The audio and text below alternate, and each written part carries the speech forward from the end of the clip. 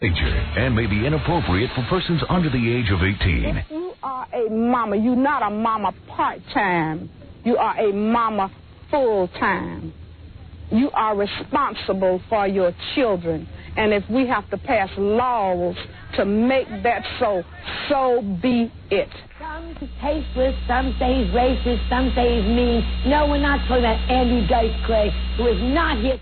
I want to state this for the record about those no-good pusillanimous dastards on that city council.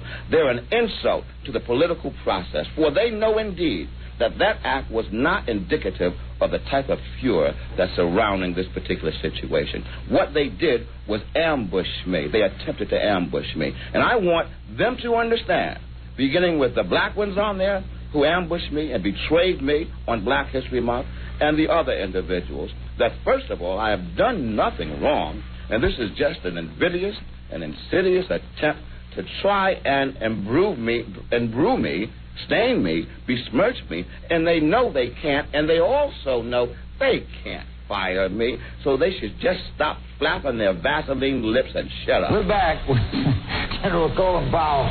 We go to Elosa, Manitoba. Hello. Hello, Larry. How are you? Fine. Colin Powell. I'm an ex-naval officer, retired naval officer. May I exchange a quick salute with you, sir? Thank you very much. Hey, first. I was saluting as well. I would like to ask you, I read in Time magazine this week there was some criticism of some of your military decisions in the past. In particular, they mentioned your planned invasion of Robin Quiver's crotch. I'm sorry, I didn't set call. See what I mean? There are ill people out there. By the way, are you worried about your danger on the road? No, my wife is, but I'm not. A call like that wouldn't it be logical?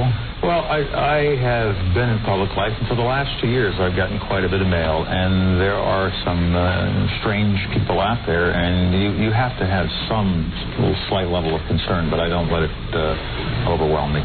You ready? Oh, for in the air tonight? Let's do a little in. Can you feel it coming in the air tonight? Oh, Lord, oh, Lord. Well, I've been waiting for this moment for all my life. Oh,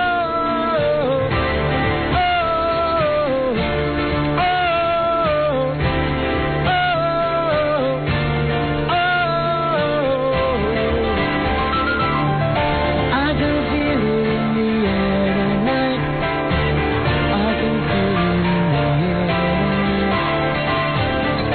I've been waiting for this moment for all my life. Oh Lord, oh Lord, God damn it. You are blessed. Listen to that. Hey, that sounded nice. Some say he's tasteless, some say he's racist, some say he's mean. No, we're not talking about Andy Dice Clay, who is not here today. I don't want him. My next guest is the bad boy of radio who's starting this Saturday, hopes to become, I know he will be, the bad boy of television. The one, the only, the brilliant Howard Stern. Thank you, Joan. Hey, everybody. What's happening? Ready for a fun... You're listening to The Howard Stern Show. The Eagle. Can you imagine whoever this monkey is? The Howard Stern Show.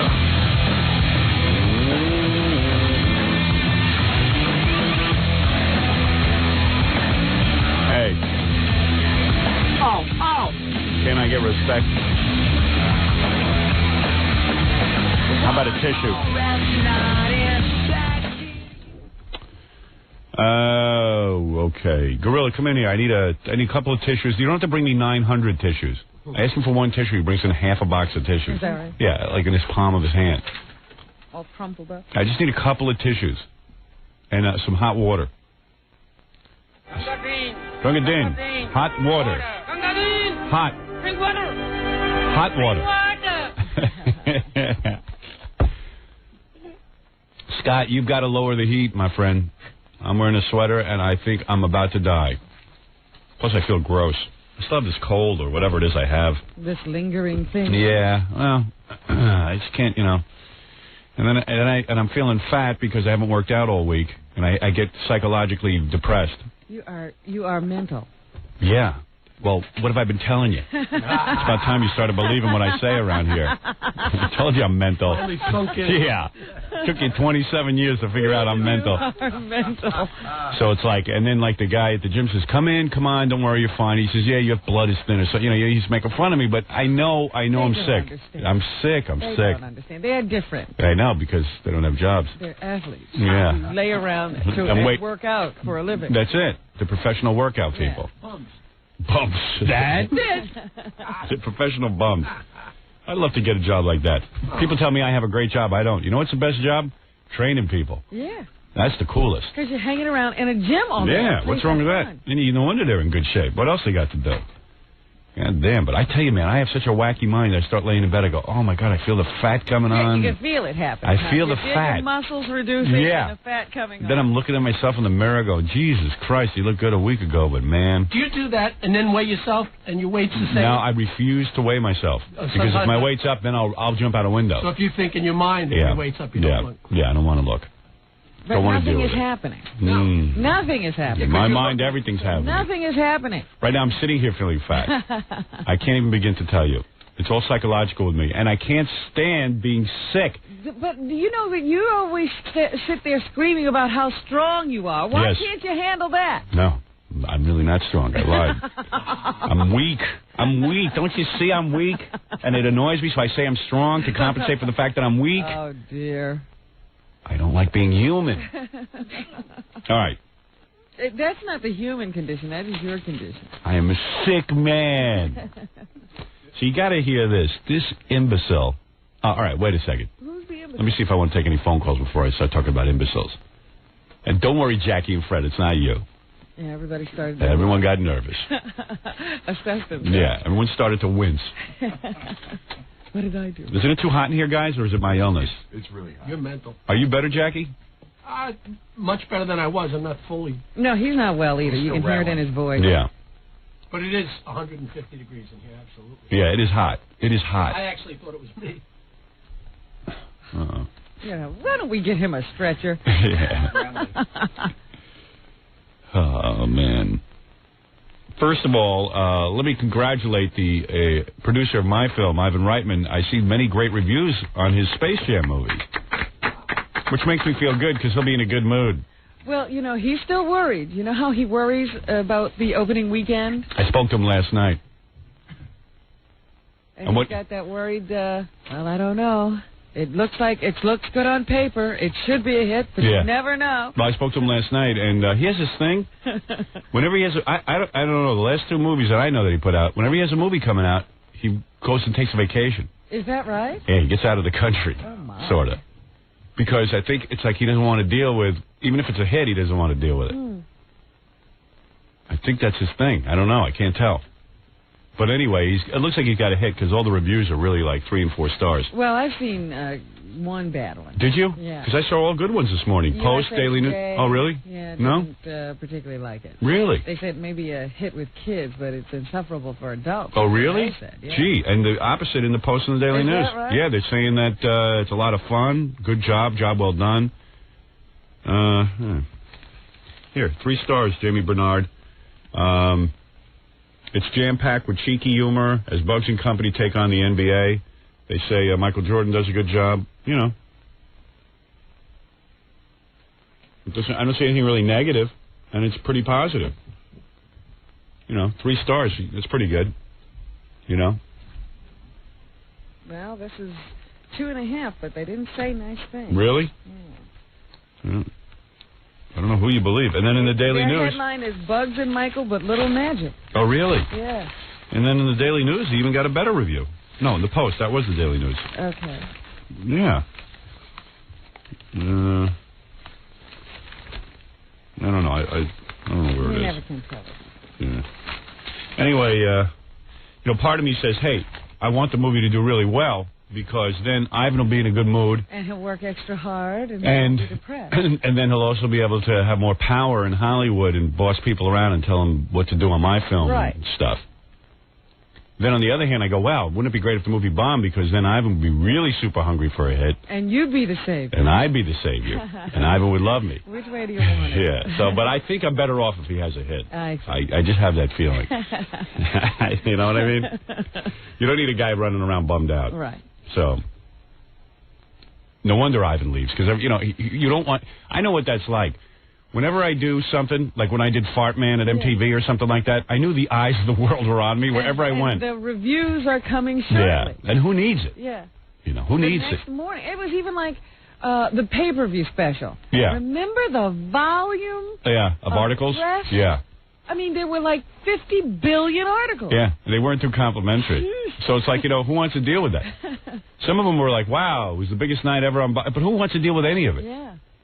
I actually went away for a vacation. I did that same thing. That's right. You took off right after the pay-per-view. Yep. And then even I was in Antigua or something, and I passed a newsstand, and there I was on the front page of the newspaper, and I went, oh my God. It was pretty amazing. Yeah. And I was collecting articles. At one point, it was just like, we got to stop collecting articles. Yeah. You know, we got up to 200 or something. Yeah. But then, of course, we didn't stop collecting articles because we love ourselves so much. That's right. Got up to 500. Right. So we can't really stop. But anyway, so he got 3 stars in the Daily News and 3 stars in the Post. So 3 out of 4. That's pretty good. So anyway, I'm going through the newspaper, and this imbecile, I mean, this guy is such an idiot. I got it. You know what? And I'm going to have to give him a verbal thrashing right now. Tongue lashing? I'm going to have to give him a tongue lashing because he's such a moron that I'm not going to let him get away with it. This is Larry King. The biggest bozo on television. What does he say? Larry King, first of all, was one of the worst radio performers ever. Let me explain something to you. Larry King never did anything but overnights. Until recently, they gave him an afternoon show, and it bombed in minutes. Bombly. The overnight, because he was horrible. Overnights don't get ratings. Literally, they don't rate it. The radio people don't rate the radio ratings after midnight. That's the way it is. And that's when he was on. And he was horrible. Not bad, awful. He would do a droning, boring, monotonous radio program for 4 to 5 hours. Humorless, boring, spent way too long with the listeners, pontificated, subject matter D-, delivery D-, content D-, same as subject matter, who cares? Just trying to throw out a lot of D-. Just trying to rate him D in a lot of different categories. So he gets a television show on CNN, where, again, ratings don't matter. He gets 0 ratings on this show. Trust me. I'm not making this stuff up. No one watches it. He tried to make it on regular television. They gave him like an Ed Sullivan type show, for those of you who remember Ed Sullivan. And the show bombed in 1 week. When do you ever hear of a show being taken off after 1 week? Even Murder One that gets no ratings, they don't take it off after 1 week. Right? Am I right or am I wrong? That's right. Dolly Parton had a show. They gave her a couple of shots. So Larry King, they interviewed him, and I don't know where they interviewed him, but he talked about, his topic was why radio stars fail on TV. And he said, he lumped me in with Rush Limbaugh and Paul Harvey. Oh. I guess those are the 2 radio stars. Now, let me tell you something. Despite what Larry King might tell you, I don't know where it is I failed on TV. I've accomplished things on television Larry King couldn't dream of accomplishing. Despite what he may think, I had a show for 2 years on Channel 9 that beat Saturday Night Live. I could have continued it. I could still be on that show. I quit. I was exhausted from it. It took a lot of work, and the money wasn't, as far as I was concerned, rewarding enough. But Larry wouldn't know anything about that. No, because Larry will work for anybody. He'll work for horse wages. And he doesn't work that much. Right. And he doesn't write anything. He doesn't produce any comedy. Much into it. He once said, Howard Stern has writers. Who ever heard of that? I go, yeah, well, we're doing a show. We're competing with Saturday Night Live. We have 3 writers. They have 150 writers. Right. Have you ever seen the lineup? Yeah. Second of all, I have a TV show now. I'm in my 3rd year on the E! channel, which is as big as CNN. We got 40 million homes. And I've had the #1 television show. And I'm up for a Cable Ace Award, the same category Schmuckhead is in. Yeah. So what is this? So let's listen to the article. CNN Gabmeister. By the way, I've also done television in the pay-per-view medium, and I had the two largest pay-per-view specials in the history of pay-per-view. You tell me if that's a pretty good track record. Let me see Larry go on pay-per-view and get 3 people to watch. 3, that's all I'm asking. 3. Let's see him make, let's charge $20. Let's see him make $60. All right? You don't think he can make $60? No, I don't. CNN Gabmeister, Larry King disses radio stars Howard Stern, Rush Limbaugh, and Paul Harvey in a magazine interview, explaining why he thinks they are television failures. Quote, too many radio people go on and they make a big deal and they never make it in television, King says in an interview. He hasn't made it yet either. He really thinks he's in television. I cannot believe this guy. King says in an interview in the November issue of Promo, a monthly promotion and marketing trade magazine, Howard Stern's a classic example. I don't like him. Just don't like him. He's never made it on television. Quote, that's the quote. He's never made it on television. I've made it on television in everything I've ever done on television. Not to mention all the appearances I make on talk shows and blow the ratings out the roof. He's out of his mind. He's out of his mind. This is the same thing when he declared Sandy Koufax was one of his boyhood friends, and they checked it out, and it turned out he never met Sandy Koufax. Sandy Koufax said, I never met Larry King in my life. I don't know who this guy is. The guy's just a liar. He's also a liar when he says he didn't like me. I did his show once, and he sat there and kissed my ass for over an hour, made me sit and talk to his daughter, told me what a big fan he was gushing over me, and then I got on the radio next day and called him an idiot and said how horrible he was. And that's why he doesn't like me. It has nothing to do with your work. Yeah. I mean, you want to talk about accomplishments. Larry King hasn't accomplished anything. Well, he's accomplished several marriages, so many that people can't figure out how many. Well, you got a good point there. He's been married in a ridiculous amount of times, to the point where it's like psychopathic. All right? And he paints his head, and he does it on television. And has his nails done every day. Right. He has accomplished a few things. And he has multiple pictures of himself with celebrities hanging all over his apartment. That's right. That's what he's accomplished. Stu Gatz. Quote, I don't like Rush Limbaugh. I like him on radio, says King, a former radio star himself. I'll debate that anytime. Where was he a radio star? I didn't like Paul Harvey, who in my opinion is one of the greatest radio performers who ever lived. That's a lie. Paul Harvey's the suckiest radio performer that ever lived. Not a performer at all. Yeah. The guy reads the news for 5 minutes, doesn't do anything with it. He pauses. He says, but the camera doesn't like him, Paul Harvey. Like the camera likes Larry. Can you imagine the balls on this guy? Deluded. The camera doesn't like him. He's a beautiful man. Yeah. He thinks the camera likes him. Larry, then why when they put you on network television did you fail? Why on CNN can you only get a 1 rating if the camera likes you, you stupid ass? Do you realize you're a puppet? CNN has to fill hours of programming. You put me on CNN, I guarantee I'll triple any rating Larry King ever gets. He says the camera doesn't like Paul Harvey. I don't know why. His inflections work on radio, but they don't work on television. What has Paul Harvey done on television except do the news? Yeah. King says he treats TV as radio with a camera. Oh, fascinating. And describes himself thusly. I know I'm well known around the world. I make a lot of news, but I'm not hoity-toity. I'm not a prima donna. Oh, he's a bastard. Yeah, he's a total prima donna. Bastard. Yeah, I'm not hoity-toity. He's only hoity-toity. Yeah, you should see him. You should see. I saw him in an elevator with a porn star when I did his show. He was fawning all over her, trying to get in her pants. Jesus, the guy's got a rocket in his pocket. Can't control himself. Ugly mish kite. Read his column. All he does is F stars in print. Yeah, he's a filthy mish kite ass kisser. You understand what a mish kite ass kisser is? That's Larry King. Larry King, you Stu Gatz, you don't even know what you're talking about. Why don't you come on here and say it to my face, you mish kite? The camera. Marlon Brando. Yeah. Go make out with Marlon Brando, a guy anti-Semite. Let me kiss you, Marlon. And what kind of Jew is Larry King? Sits there and he just kisses more ass. He'd kiss the ass of a Nazi if he had to. Stupid mish kite. Camera isn't kind to Paul Harvey. Paul Harvey is glamorous compared to you, you mish kite. You are the ugliest mish kite on the planet. You freak. You stupid freak. You freak. Don't you talk about me. You know your daughter listens to me. She can't even stand to listen to you, you mish kite Ran out on your daughter. Well, it depends on what his relationship with her is this week. Yeah. Whether Ran out he on needs you or not. Ran out on your daughter's mommy, didn't you? Mishkite. You know your daughter probably resents you deep down anyway. You dope. When you do TV, Larry, the camera wants to spin itself around. It's like a poltergeist got in there. You stupid ass. Like an alien. An alien got in there. From that stupid, what was that, Independence Day? You stupid, freaky, square glasses bastard. Painting your friggin' head. Bastard. You Mishkite. You dare talk about my accomplishments?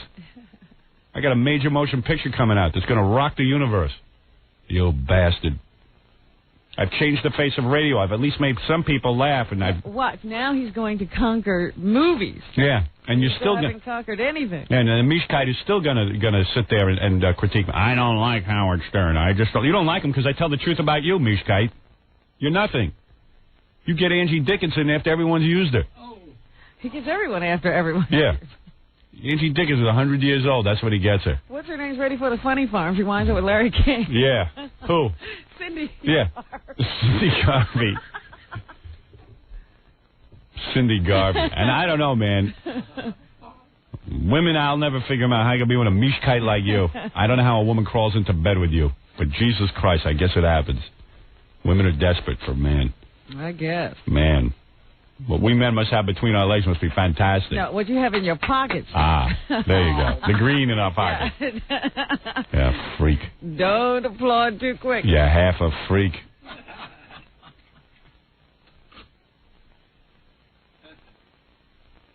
Larry King is a Mishkite. He's a square glasses, lizard face, lizard skin, head painted douchebag who fabricates stories about his own life in order to pump up his own worthless self-image, flat-ass bastard. My good friend. My good friend Sandy Koufax. We went on an ice cream hunting expedition. You stupid ratfink.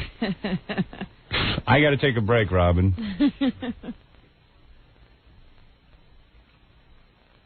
It just sickens me when that guy opens his trap about me. Because he's done so nothing in his career. So nothing.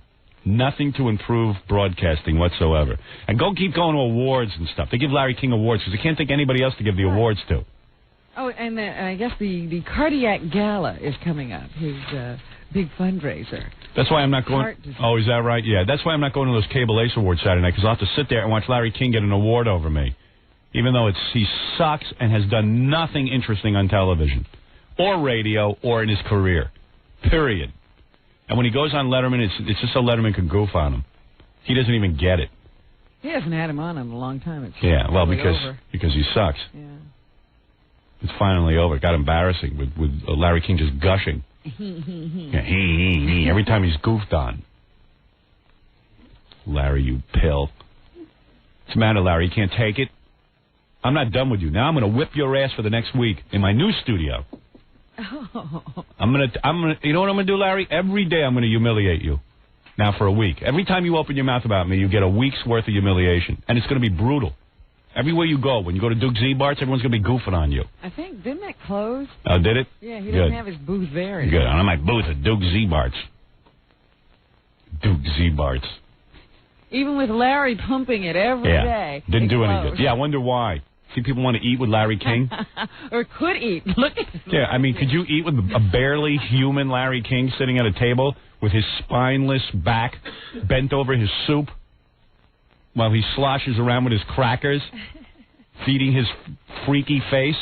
No, you couldn't. You'd vomit. You'd puke. You'd puke. Ah, you Mishkite Stugats. Skivoza. Skivoza. Larry King.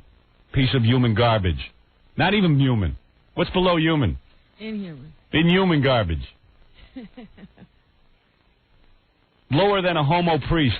Oh. Lower than a homo priest. Lower than a lawyer? Lower than a lawyer. Larry King is nothing. Let's compare television accomplishments. Beat Saturday Night Live 2 seasons in a row. E! Channel, #1 rated program. Wait a minute. Larry King, one show, canceled. Right. You have 2 years. Right. Let's talk radio. Morning Drive, 20 years, #1 wherever I go. Larry King did afternoons for about 6 weeks. Canceled. No ratings.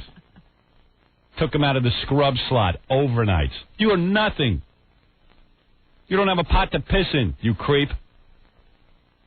And that column, you don't even write that for USA Today. You know somebody else writes it. Yeah. And it's a horrible column. All you do is kiss the ass of Hollywood. Oh, yeah, once in a while you write something negative about me. You stupid, slimy, scrotum-faced skeeve. You burlap-faced bastard. Larry's the stupid guy who said he'd interview O.J. on pay-per-view. Yeah. Larry King, lower than O.J. I'd golf with O.J. before I'd golf with you, Larry. You piece of garbage. You know, when my movie comes out, I'm going to go on that show, I'm going to smack him. I'm just going to go on and smack him. Just pummel him. Yeah, I'm going to walk in. I'm not going to be booked as a guest. It's going to be a surprise visit. I'm going to be doing wacky stuff when the movie comes out. You'll surprise Larry? Yeah, I'm going to surprise Larry. And but nobody will see it. I'm going to knock him over. Oh, yeah, no one will see it, but, you know, we'll replay it on our show. So some people will see it. Lower than the Oklahoma bomber. Larry crawled out from under a rock. The Unabomber. I'm going to write. Who did he do this interview with? I'm going to give them an interview. Well, it's Promo Magazine, a big publication. Oh, November issue of Promo. Run out to your newsstands and get that. Yeah. Who they talked to last week? Hitler? All right, let's take a break. We'll come back and we'll. I see a lot of people on the phone. I got to get the phone calls. We have people stopping by. There's a lot going on today. We'll be back. You're listening to The Howard Stern Show. Stay right there. 97.1 The Eagle. This is terrible. Oh, the whacker. The Howard Stern Show. Yeah, it looks like Michael Jackson's marrying Patty Hearst, from what I see in the newspaper. I thought it was Patty Hearst on the cover. Yeah.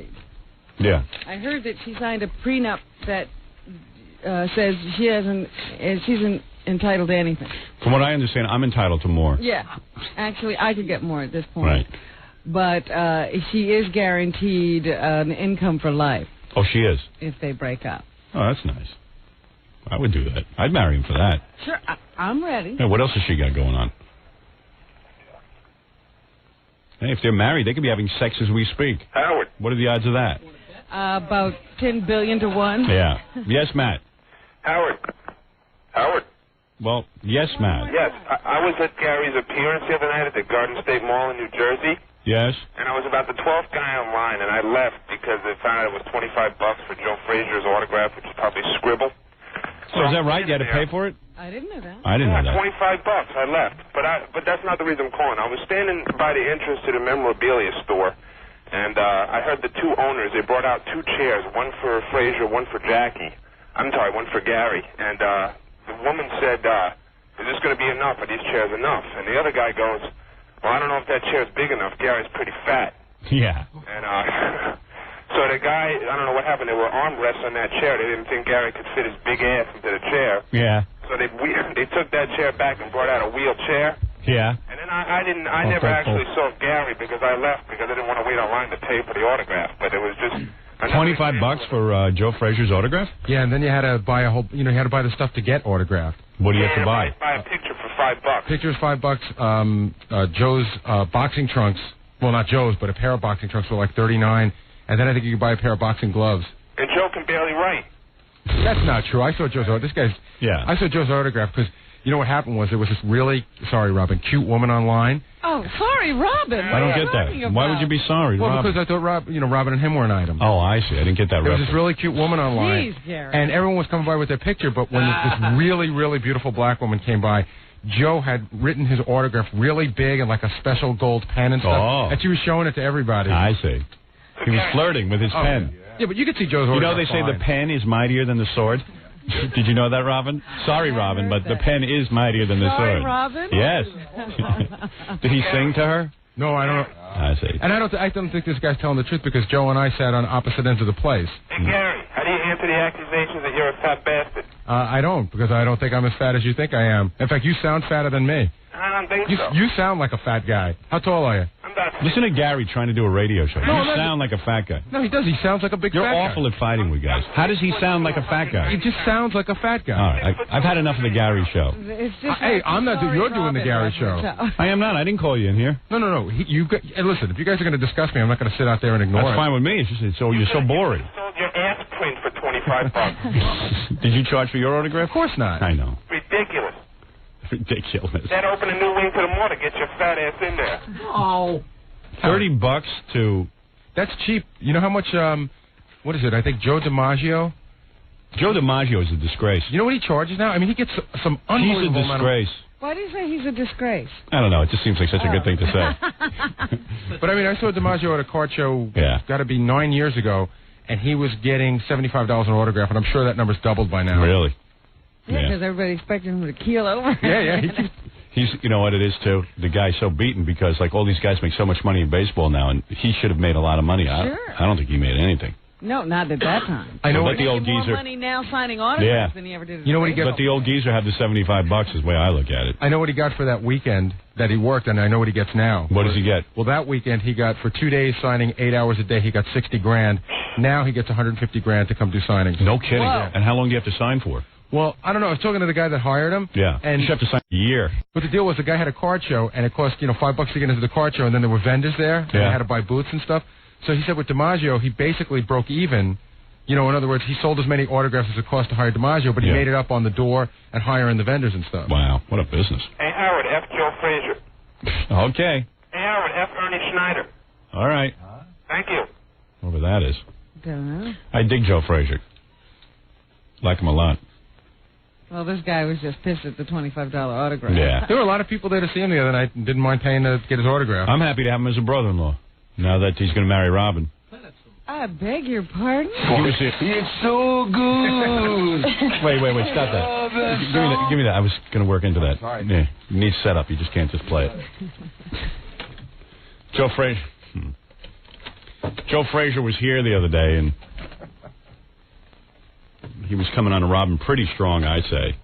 And then after the microphones were off, I thought they were off. How'd you get that? Ganji had his camera on there. He started coming on to Robin real strong, and then all of a sudden it just turns over and just breaking into song. Hey, Howard. Yeah. Has he always flirted with her? I couldn't remember. No, this was the first time. Kind of new. Well, he told me he was thinking about Robin. He thought about all the times he came in here. Now he's been thinking about it. Oh. Somehow you got on his mind. It happens like that. Yeah. People come and do the show for years, and then all of a sudden you hit them. Your loveliness. Yeah. I have that delayed effect. Yeah. It hasn't diminished. What was funny is you turned around at one point, your back was to Joe, and I saw him looking over, your backside. Oh, God. Looking over his property. Assessing, yeah. Did you see that? Oh, man. Doing an inventory. Yeah, he did it. He took inventory. Not bad. And I was like, gee, I wonder how Robin's holding up, I mean, it's like I see Joe, looking over. Who cares? I don't know. I didn't know if you cared or not. Who cares? If you wanted to make an impression. Oh, yeah, right. You know what? That's why I always say to you, don't ever try to fix me up, because you obviously have no idea what I'm into. And it's so funny watching a guy size up a woman. You know what I mean? Like you turned around. Yeah, you're seeing yourself. Yeah. Just remember that. You turn around, and Joe, this is Joe. This is what he looked like. Went like this. Because, he was trying to be a gentleman, but as soon as you turn around, he probably thinks I'm not looking at him, and he goes... Does the whole up and down. Like that. A very serious face. Up and down. Scanning back and forth. His thoughts might as well have been on his phone. Yeah, right. He's looking up. He's looking you over. You should get a readout. Looking over to see what kind of condition you're in. Right into the gutter. Yeah. Where he's going to invade. Yeah. The numbers are going. Where's he going first? Yeah, 38, 24, 36. So, it was kind of funny watching. But then all of a sudden, spontaneity erupted as Joe began singing. When somebody loves you back, girl, that's the fact. To be loved and love in return is the only thing my heart desires. Now you see Robin's giggling and stuff, but let me tell you something. He was looking right at her, and what do you do? Yeah. I mean, it's embarrassing. I said, this is that moment on the Mike Douglas show where a singer comes into the audience and grabs a woman down by a woman and starts singing right in her face. Yeah, what do you do? Oh, my God. to appreciate the little things I do. Oh, you're the one that got me inspired. Keep on lifting me higher. Somebody told him he could sing, I guess. He had a band. He used to go on the Ed Sullivan Show when he was like, a fighter. Right. Remember he had the Joe Frazier band? It was Joe Frazier and the Knockouts. Yeah, right. The Knockouts. The Knockouts. And he used to go on there and with a band. Sing. Yeah. What a pisser that guy is. I tell you, he's just unbelievable. And you're standing there, what are you doing? Some guy's looking you in the eyes. You know what? That's where you're looking for the exit and you can't find right. it. You were being a good sport, though. That's got to be a tough move, to look a woman in the eye and start singing. Oh, please. This guy taking lots of punches. He's done more incredible things than sing to a woman. He's taking lots of punches. It's so good loving somebody when somebody loves you back. Girl, that's the fact. To be loved and love in return. He just finished mowing his foot off. Yeah, right. He's got a stump of a toe. It's the only thing my heart desires to appreciate. He's a pisser. The little things I do. Oh, you're the one that got me inspired. Keep on lifting me higher. So good. I love that guy. I love him. I didn't want to end the serenade. I fell in love with him during that song. Did you? That's what went happened. over and kissed him. The love ricocheted. All I remember is Jackie pushing me. Yeah, right? He was pushing, Jackie, he's pushing Robin into him. Kill him. Jackie is a nut. We were having a fight over in the corner. Well, it kept him going. He thought she was coming on a little bit. Yeah, well, I don't think she was looking to encourage him. Love is lifting me higher. No regard to the melody. I don't know what the song is. Honey, you. I don't know what the tune is. Honey, you inspire. Lifting me higher. I feel like a tire. Kind of gave up on the words after that. I feel like a tire. A B.F. Goodrich tire. Steel belted. Steel belted tire. Double radio tire. Tire. I love it. It's so good. So good. Loving somebody. Loving somebody. When somebody love you back. When somebody love you back. Oh, you're trying to learn the words. Yeah. Girl, that's the fact. Girl, that's the fact. To be loved. Love in return. Jackie, when did Jackie start pushing you? Right about now? Yeah. Yeah. Jackie's like the guy who facilitates the rape. Right. He's the guy who goes, yeah, go. Cheers you on. In the back of the pool hall. No, get closer to Joe. Get up on that pinball machine. Only that my heart desire to appreciate the little things I do. Oh, you're the one that got me inspired. That's the one you got to aspire. I love that. I don't know. I don't even know if that's a real song. I don't know. Did Joe write that or? It might have been a knockout song. Yeah. I don't know. Was that a Joe Frazier and the Knockouts song? We got to get an old Ed Sullivan tape and get some Joe Frazier and the Knockouts. Did they put out an album? They might have. Hey, Gary, find out if Joe Frazier put out an album. Joe Frazier and the Knockouts. Oh, lifting me higher. So good. Oh, Robin. I want to find the studio version of that. I don't want to end the serenade. I might want to book Joe just to come in and sing. Yeah, maybe we'll have him bring the band. Yeah, we're going to be in our new studio on Monday.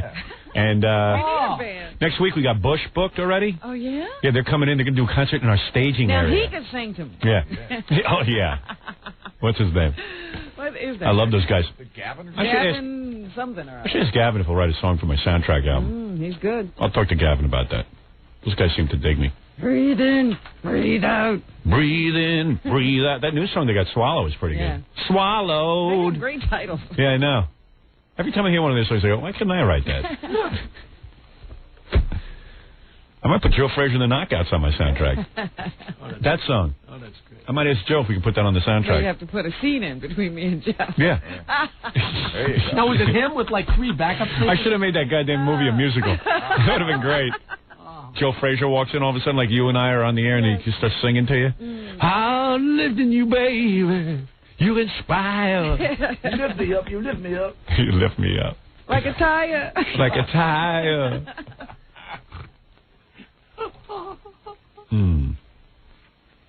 I got some good people coming out on the soundtrack. Yeah? Yeah, some real surprises.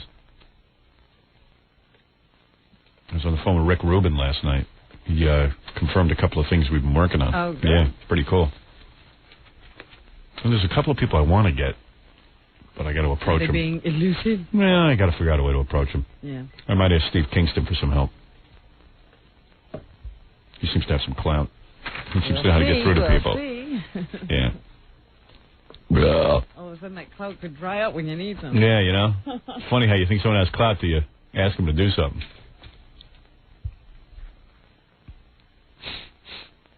Ooh, I just cut a smelly one. I love it. Now, you want to do it in a new studio? Yes. This is an old ratty studio. I can understand it here.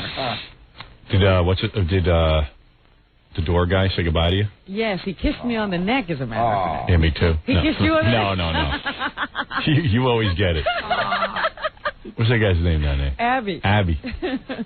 Yeah, he said, I'm going to miss you guys. I said, Abby, he's don't... in love with us. I said, Abby, don't worry, we'll see each other again. Then I said to myself, no, we won't. Yeah, when are you going to see him? I don't know. You going to visit? You know who else digs me? The guy who waxes the floors down there. Oh, yeah, he said a special goodbye to me, too. Yeah, I don't know his name. I have never known his name. He's always smiling, always talking. So Abby said goodbye to you? Was he like hugging you and stuff? Yeah, he says, oh, this is the last day. I'm going to miss you guys. Yeah, I like that guy. And then he wrapped me in his arms and kissed me on Cop the neck. the feel? Yeah. I thought he was going to shake my hand, so I'm reaching for a hand. He was like, no, get that out of here. Yeah, we don't need no hand. You always get mauled. It goes on all day, doesn't it? Oh, my goodness. All the doormen and everything. They're always grabbing you. You're like little Annie Fanny. I swear. I'm constantly running. Yeah. That's why I move so fast. You're like a sexual focal point for a lot of guys. People don't know why I'm so quick. I know. You really don't need a boyfriend. You get enough sex all day with the groping and foreplay. I'm trying to avoid it. Yeah. Must be weird being a woman. Guys are always trying to figure out a way when they can grab you. You know what I mean? Like Abby's down there. You know, we're finally saying goodbye. Abby gets to grab you. Yeah. You didn't ask him to grab you. No. I told you I was looking for a handshake. I'm going to miss you, baby. And then did he do his photo session with you? Yeah, I got caught up in that. Caught up in a photo session. I look like hell when I first walk in the morning. I said to him, you're always trying to take my picture when I have no makeup on. He goes, oh, no, man. No man would have a problem waking up to you in the morning like this. Yeah, oh, man. No, man. And then you got to stand there and take a picture. Right. Yeah. No man would have a problem.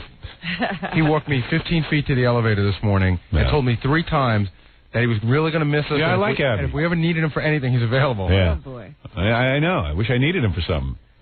By the way, Robin, Joe Frazier was singing you a Teddy Pendergrass song. Oh, is that what that is? Everyone's been calling to tell us. That's Teddy Pendergrass? Yeah. Can we hear Teddy Pendergrass sing it? Yeah, it must be better. If anybody knows the name of that song, call me. It's hard to tell from him singing it. Yeah. I'd like to play that on the air. And match it up. See how it goes. Isn't Teddy Pendergrass the guy who went out on stage and everything toppled over on him and now he's crippled? No. That's Curtis Mayfield. Oh. He's the one who got into the car accident and wound up paralyzed. Oh, with the transvestite or something? Yes. Yeah. That's weird. Rolls Royce, yeah. Hi, Paul, you're on the air. Yes, Howard. I'm from South Carolina. Yes. And I have a couple of friends that work and own Texaco stations that are African American. And they're kind of upset at Jesse because if people boycott their stations, they're going to take food out their children's mouths and money out their pockets. Because they depend on the consumer, to make their living. And I don't think Jesse is not thinking about that because they're Hispanic. He's talking about the Texaco boycott. Yes, it starts tomorrow. Yes. Yeah. You know what, sir? Tell your black friends not to worry about it. Boycotts never work. And people need gas. Yeah. They kind of upset because, it's a Hispanic people that own Texaco. He's got a bad connection, and Yeah. I hate listening to that accent. Learn how to speak. We just want to see. Now, they watch television every day down south, don't they know? Yeah.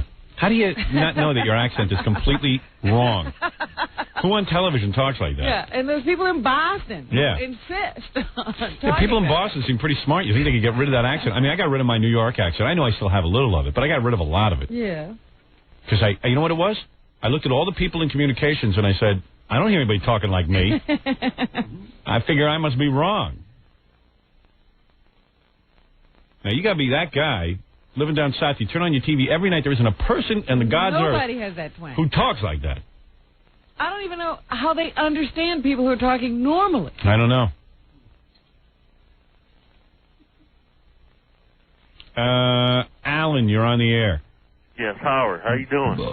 All right. You don't want to hear it. Go ahead. I got a question. Will your movie be as funny as the airplane movies? Will my movie be as funny as the airplane movies? Yeah, I certainly think it's a lot funnier than that. First of all, those airplane movies are just a series of gags. Yeah. My movie's a real movie. It's got a story. It's not a gag fest. It's not a gag fest. Yeah? Yeah. I got another question. It's like a real movie. Did you see Barbra Streisand? We were talking about Ivan's movie, Space Jam, coming out. Got nice reviews. You see the Barbra Streisand movie reviews? Yeah. Awful. I haven't seen one good one. And they even say, in one review, they say... Somebody said, what would they say it was? A love orgy, a self-love orgy. Yeah, the woman is humorless, and she wrote a comedy, or directed a comedy, and you cannot be humorless and direct a comedy. They even say that she is so involved with how she looks that the whole movie is only shot from one side. You can only see one side of her face. Here, you got to hear this. This is the funniest... I mean, it's stupid what she does. Yeah, wait, you got to hear this. There's so many goddamn articles. And then with all the bad reviews I'm reading, then you turn the page to the ad. All they got is great quotes. A triumph, one of the year's best movies. Ugly bitch. Yeah, an original, funny, and brilliant look at life and love. Who are these people? Who do they quote? It's a bomb. Susan Granger, CRN International, and American Movie Classic. Yeah, see, whenever you don't recognize any of the publications or the outlets, it's because they had to really go far to find a good listen to this. A pure delight, Barbra Streisand, Jeff Bridges, and Lauren Bacall treat us to this year's best romantic comedy. You know who said that? Who? Jim Ferguson, Preview Channel. Oh, boy. I mean, like Ivan's movies got actual legitimate quotes from like Siskel and Ebert and stuff. Now those are quotes you can trust. Yeah, well, the movie got good reviews.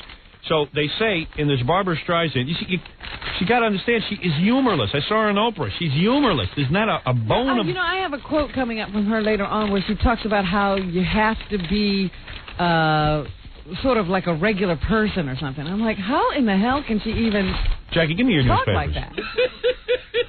You got to be a regular person. She hasn't been a regular person in years. Wait a second. I got to read you this. You got to hear this. This is the funniest thing. Oh, here. Let's see. Streisand's face's lift isn't pretty. Give me the... you got the Daily News? For some reason, that's the one I want. But of course, I don't have it because I'm nuts. Here you go. Mirror reflects badly on Babs. Listen to this. 2 stars. The right half of Barbra Streisand's face is like the far side of the moon. We trust that it exists, but we never have actually seen it. That's a great line. They don't show that side of her face in the whole movie. Yeah. Can you imagine this? You know how much? No wonder it takes so long to shoot her movies. But that's what I was going to say. Look at all of the maneuvering you have to do to keep the camera on that one side. I got to tell you something. I'll tell you when you lose your sense of humor, because when we were shooting my movie, you can watch playback on a little monitor, and I am aware of what I look like. And there were times I knew my good side from my bad side. I said, if I start paying attention to that, do you think the audience cares if I look good or bad? They could care less. In fact, the worse I look, the harder they'll be laughing. Well, there were times when I thought, I don't want to scrunch up my face. I don't want to, do any of that stuff so that, the camera sees, some but then you weird suck. look. And then I said, you know what? I can't think about that now. Right. I have to give a performance, and whatever happens, happens. That's right. Or else you end up come off looking like Hopefully it'll be funny. Or else you end up looking like Steven Seagal holding your face still. That's talking without moving your top lip. Yeah, Cindy Crawford did that. She thought she was posing for a ad. Yeah. She didn't move her whole face in that whole movie. And this Barbra Streisand now has become so taken with herself and is into this beauty, or this what she imagines to be her beauty, that she literally left out a half a side of her face from the whole film. The whole point of the movie is that beauty is supposed to come from inside. Yet she's obsessed with her looks. Anybody who ever says beauty skin deep is ugly. To the bone. To the bone. Yeah, but then why do you make a movie trying to make yourself beautiful? Because she's humorless. I see. She has no sense of humor. Yes, my movie is funnier than Airplane, certainly. It's a whole different type of movie. I was hoping so. My movie's deep. Skin deep? No, steep. Why do I bother? Hey, Howard. What? Let me tell you something. Well, don't say let me tell you something, then don't say anything. So I hit you, I bleeped you off. Because let me tell you something, and then say anything. Dope. So he's gone now. Now he's gone. And quickly forgotten. Hey, you know who's coming in today? Who? Donovan. Donovan? Yeah. Donovan Leach?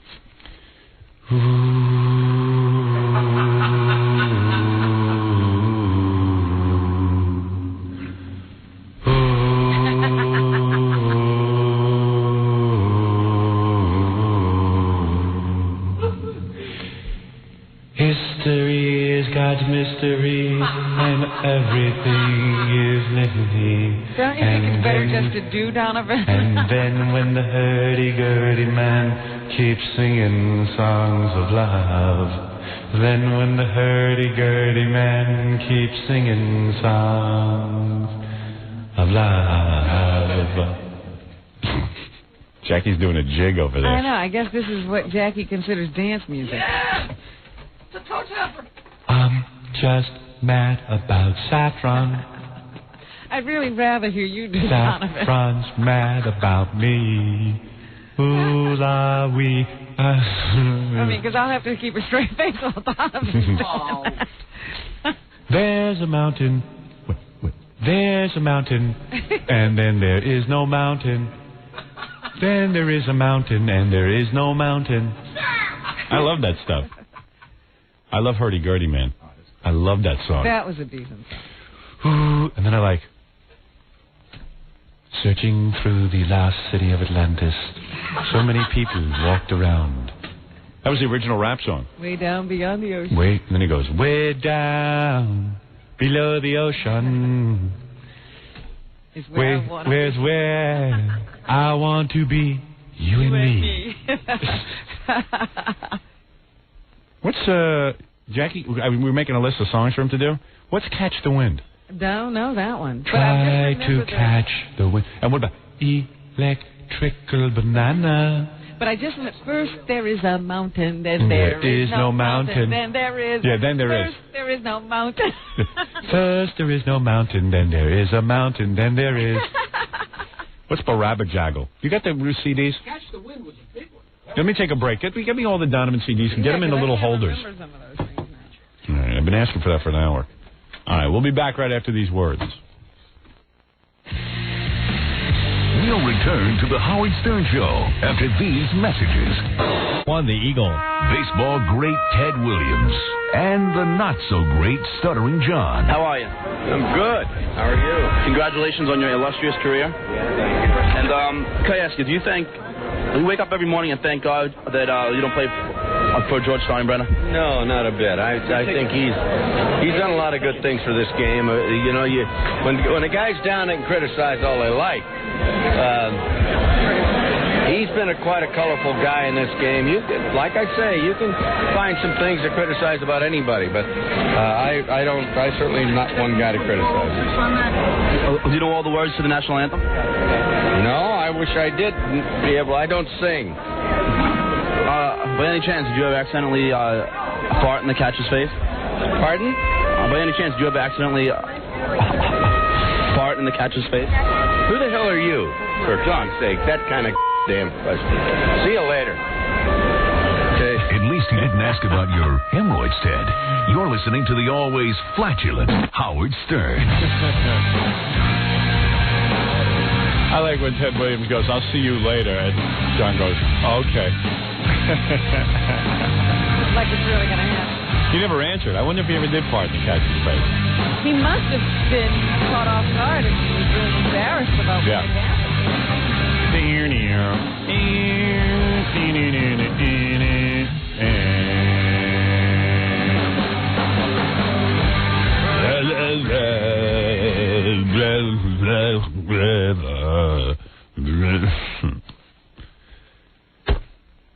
Trying to get some hot water in here. It's very medicinal for me. I can't get it.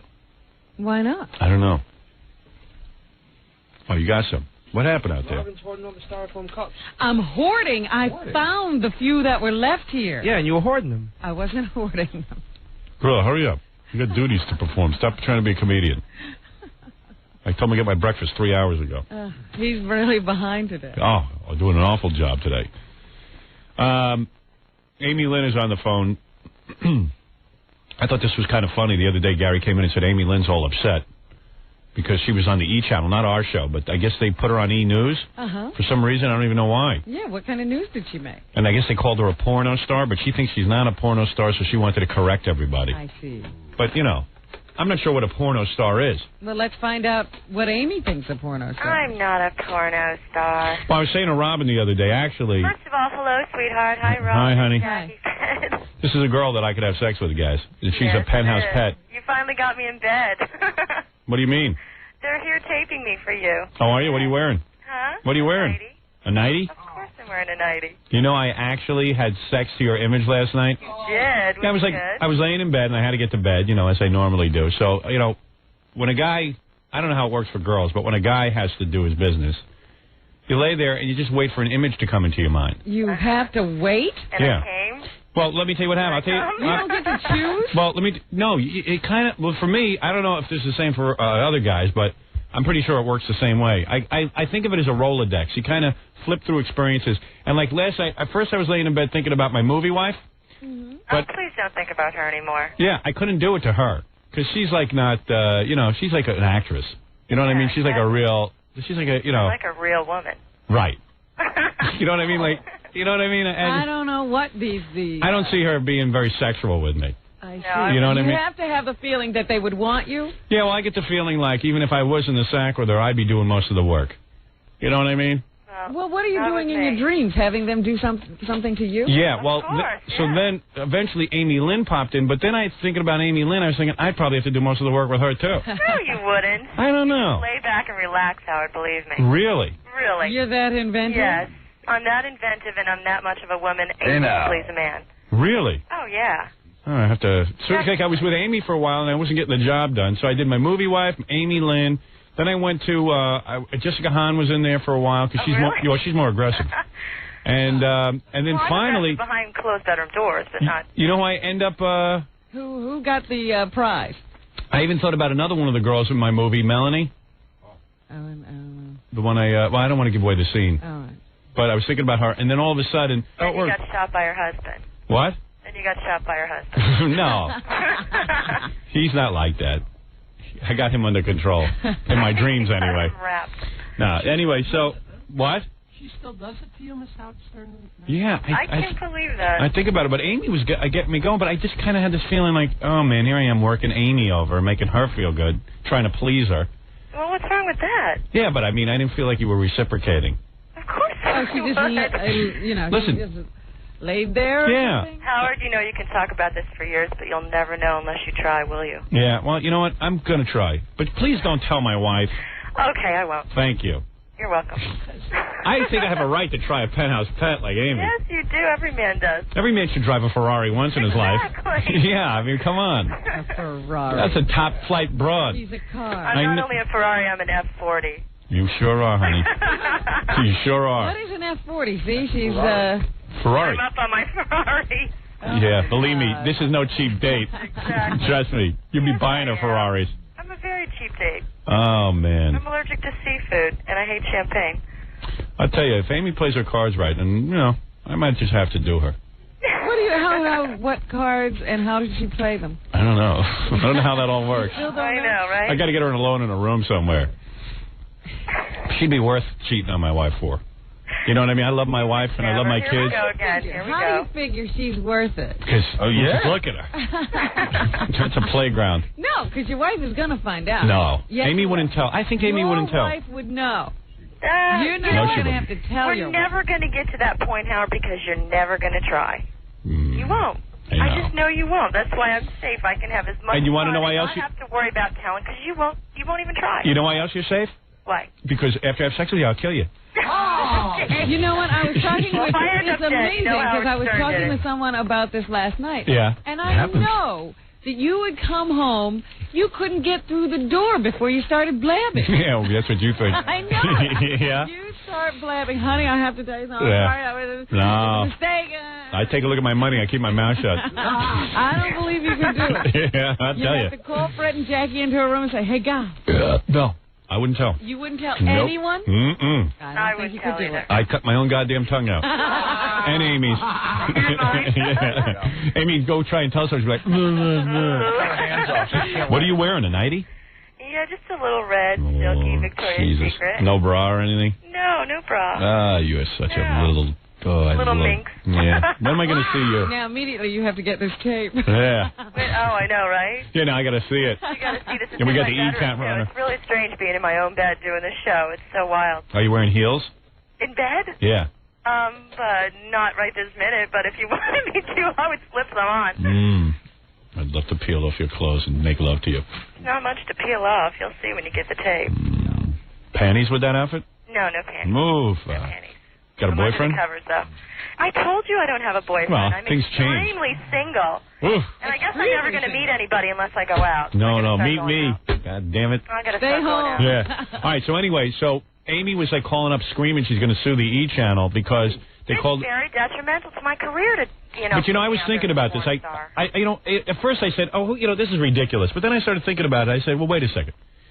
Amy is in the porno industry. No, I'm not. No, hear me out. Playboy or porno? Now, hear me out. I had nothing to do with it. What were you doing on E! News anyway? I was backstage. Jackie kicked butt at the Riviera in Vegas, and I went to see Jackie. Oh, they covered it? Yeah, they covered it. It was great. Oh, so okay, and they put Amy Lynn porn star. Yeah, I know, which is like... No, I don't know. I didn't... In the face, a porn star has sex on film for money. Well, let me ask you something. Penthouse and Playboy, I've never done any of the other magazines. Let me ask you something. Penthouse and Playboy, half of this country thinks that's pornography. Well, let them. That's the half that doesn't have, half a brain. So they would say you're a porno star because you're in nudie magazines. But no. In my definition and everyone else's, a porno star has sex on film for money. Okay, but wait a second. That's something I will never, ever do. I do silly little B movies with a love scene. But wait a second. I just watched Bridges of Madison County. That scene was exactly like my scene in my movie. No, it wasn't. Really? Are you going to be nominated for an award? Wait a second. You know that I saw you.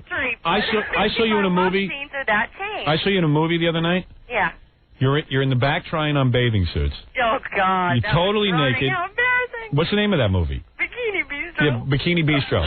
She's running. Listen to this. Amy's running a restaurant with Marilyn Chambers. Right. No, I call Marilyn in to help me spice up my vegetarian restaurant. Because the restaurant's not doing well. Hey, put the girls in bikinis. Yeah, so Amy's in a bikini, and she looks awesome, right? She goes back, and she's trying on different bikinis. Some guy somehow ends up back there, and he's doing her on the floor of the Bikini Bistro. He's not doing Which, by the way, I don't like to eat and have sex in the same place. That's my, Oh, God. And then all of a sudden I see you, nude. Yeah. And the guy's on top of you. But, just like any other movie, but you do see any frontal nudity? No. Do you see any penetration? No. I saw breasts. Big deal. And you go to nudie clubs and do hot oil shows. So what? Completely naked. That's porno. Film. That is porno, though, technically. Well, technically, yeah. You can say what you want, but that is not on film. That is not porn, and it will destroy my career. Hey, by the way, I came across a great script for you. Good, and send it to me. The Bridges of Madison Bikinis. There you go. I'm not kidding. It's about this woman. The Bridges of Bikini Beach. There we go. The Bridges of Bikini Bistro. Bikini Bistro. I love that movie. I have watched Bikini Bistro like 20 times. Wait till you see the new one. The new one was good, too. Oh, you made it? I made 2 since then. I didn't know that. She wouldn't audition for your movie, but she's made how many Marilyn Chambers? Well, she's busy. That's another story. She's busy. I'm busy making my B movies here. A movies. She can't come in. I'm coming from the back of the alphabet up. That's it. So anyway, what I want to say to you is that I'm sure E would accommodate you and not call you a porno star, but yeah, I didn't want it taken off because I wanted Jackie to show that. I just wanted me cut out. But in a sense, because they put porno star. I'm not a porno star. Call me a penthouse pet. Call me a Playboy model. But I'm not a porno star. All right, so what do you want? So the proper reference would be Playboy model? Or penthouse pet. All right. Penthouse pet is where I started, as a penthouse pet. And now you understand my point, Robin. A lot of the stuff she does is the porno industry. Well, yeah, you do make a point that a lot of people would consider what she does. They can consider what they want, but to label me a porno star What about stripper? is not true. What about stripper? Stripper's fine. Of course I strip. I'm not denying that I strip. What about totally nude, hot oil show girl? That's fine. You ought to... Porno. I'm sorry. I don't want that tag on my name, porno star. I'm sorry. It's where I draw the line. I've drawn it for years. You can understand. I'm sure they didn't mean harm because if you think about it, you're in the porno industry. Exactly. Yeah. I understand that. Right. You are a star. Confused with Amber Lynn. Right, Robin? They got me confused confused with Amberlynn. Somebody doing the editing may have thought I was Amberlynn. I mean, while you don't do fornication on camera, you do a lot of other stuff. You simulate it on. Yeah. Yeah, I mean, but it's no less or more simulated than any other movie. I mean, I do not do adult films like that. That, to me, is considered porno. All right. So anybody listening, Amy Lynn is not a porno penetration star. Penetration star. That's what It's a very hazy line, but I understand your line. You understand what I'm talking about? I understand that. I mean, you know. It's not fair to stereotype me as a porn star. If I was a porn star, I'd be rich. Right, no money shots. Trust me. Really? If I was a porn star, I'd be extremely wealthy right now. Yeah, but I wouldn't touch you. Exactly. Oh, that's not true. Sure you would. Oh, I know. You're all over that Jenna girl. No, I'm not. Yeah, you are. Oh, yeah. No, I did a shoot with her, and I was in a bathtub with her. About it. I was waiting for her to put her hand somewhere in my lap, but she didn't. I don't want to hear about it. See, Okay. the difference is you probably have to pay her to do it. I'd do it for free. Honey, you getting jealous? I'm very jealous. Don't get jealous. When you come to New York, I'm going to make everything right. You should have heard what he was saying about the girl who did 300 guys who were I know. I heard the show the other day. I do her, too. No, you wouldn't. I'm just in a bad state. You know how many miles that is? No, I wouldn't do her. Believe me, I'm very particular. Right. I'd only do you. About food, he's particular. If I was going to have a girlfriend, I'm a monogamous guy. I don't have one girlfriend. Yeah, sure you would. I would. Sure you would. Robin, please. You don't know me very well. I do know you very well. It's been how many years? 6 years? All right, sweetie. Next time you come to New York, I'm going to cheat with you. Wait, I need to give my plug. Oh, really? All right, go ahead, quick. I'm at the Wild Side this week, Tuesday through Saturday. That's up in West Palm Beach. Will you have intercourse on stage with anybody? No, I will not have intercourse on stage, and I am single, so bring your applications. Just kidding. No, everybody comes to me at the Wild Side. And now, listen, finally, after all these years, I have, fan club information. Fan club? Yeah. Okay, go ahead. Everybody told me to do this. All right, go ahead, quickly. Write to Amy Lynn, 5434 West Sample Road. Are you giving your address? Yeah, no, it's not my address. It's my address of the office that I'm using to handle my fan club. Suite 232, Margate, Florida, 33073. And if I join your fan club, what do I get? Oh, it's a surprise. Panties, pictures, whatever. Oh, really? Shoes, how much money do you... Imagine these letters she's Yeah, can you imagine? How much money do you get? You'll get to buy my porn films, Howard. Really? My fan club, you know? No, but how much money do you have to... I don't know. It's like they're all working it out right now. They want me to start plugging this and, All right. to take over and sell all kinds of autographed pictures and all kinds of stuff. I'm going to, wear my panties around for the day and, put them in the mail. Well, I'd join for that. How pathetic is that? Like you join a fan club and you wait for her panties to come to you in the mail. Well, I have to wear them first. I know. All right, Amy. I'll see you soon. Sweetie. Everybody come see me at the Wild Side. All right. All right. We'll be there. Okay. You'll be totally nude? Yes.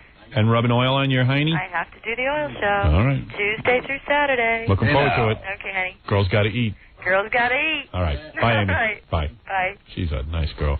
I tell you, that's a fun girl. I don't know if she's always so upbeat. I don't know if she has her downtime, but that's a fun, upbeat gal. Super. Love that girl. Love the way she looks. Love her attitude. Love her conversation. Well, then why don't you leave your wife? Can't do that. My wife's a wonderful gal, too. I love a lot of things in life. I got a lot of love to spread around. So I try to explain to my wife, I can love many things at once. Yeah. I love to spread the love. If you spread the love, you only get more, huh? No, you know what? If I was in front of a judge, I said, Your Honor, I had a momentary lapse. I made love to this woman. I marched out Amy Lynn. The guy would say to me, I understand. It's not the judge that you have to convince. Case dismissed. No alimony. Oh, yeah, right. No alimony for this man. Yeah. He was a victim. He was a victim. Your Honor, I was a victim. He might understand. I hear ya. The law is the law. I see. Half. The judge would take his robe off. He said, Young man, yes, I would need to take my robe off. The witness has made me perspire. I got to take a break. We'll be back right after these words.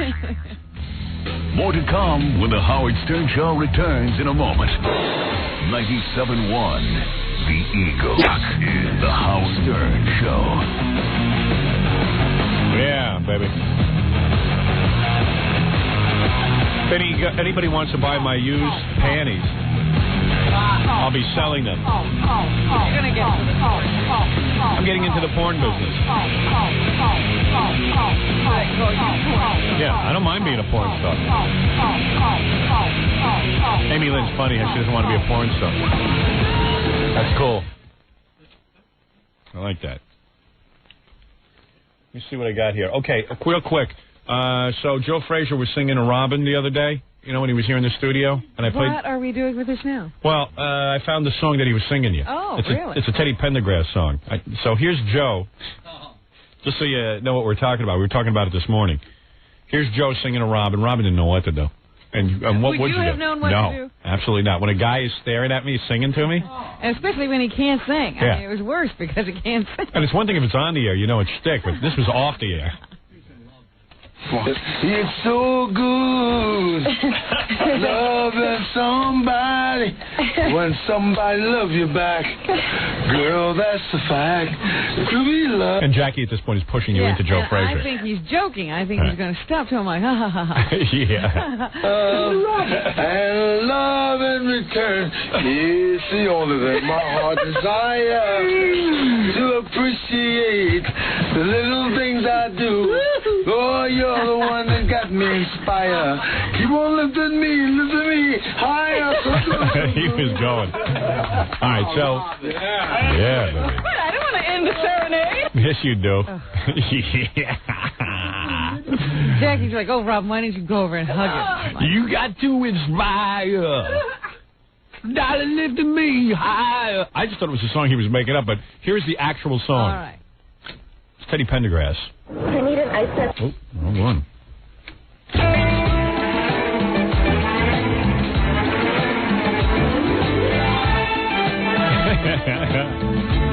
Yeah. A little different, baby. It's a little different already, isn't it? It's beautiful. It's so good. It's so good. Loving somebody. Somebody loves you back. A bit different, don't you think? It's a fact. To be loved and love in return is the only thing my heart desires. To appreciate the little things I do. Just appreciate the little things I do. Oh, you're the one that got me inspired. You're the one that got me inspired. Oh, you're the one who's got me inspired. Keep on lifting me higher. Keep on lifting me higher. So good. Oh, this is too funny. So good, loving somebody. Oh, man. I like A.B. in him. That's cool. Really? Quite a musical morning. We got Donovan coming by. We got to figure out what songs we want him to sing. I'm leaning toward Catch the Wind. What is Catch the Wind? I got the album here. Hold on. Try to catch the wind. I want to be in the warm heart. Try to catch the wind. You don't remember that? No. Ah, see, you don't know a lot of his songs. She doesn't. Why would she lie? What's Colors? I know all these. Colors I might know, because that sounds familiar. Yellow is the color of my spineless back. Hey.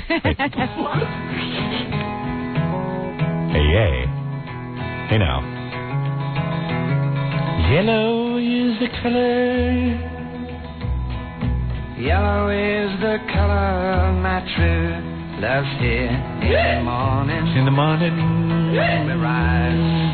That's what he was into his Dylan thing. Yeah, very much so. And you got Sunshine Superman. Oh, he's got to do that one. Yeah. Right. There you go. That's the Donovan I There you go. Electric banana. I want that.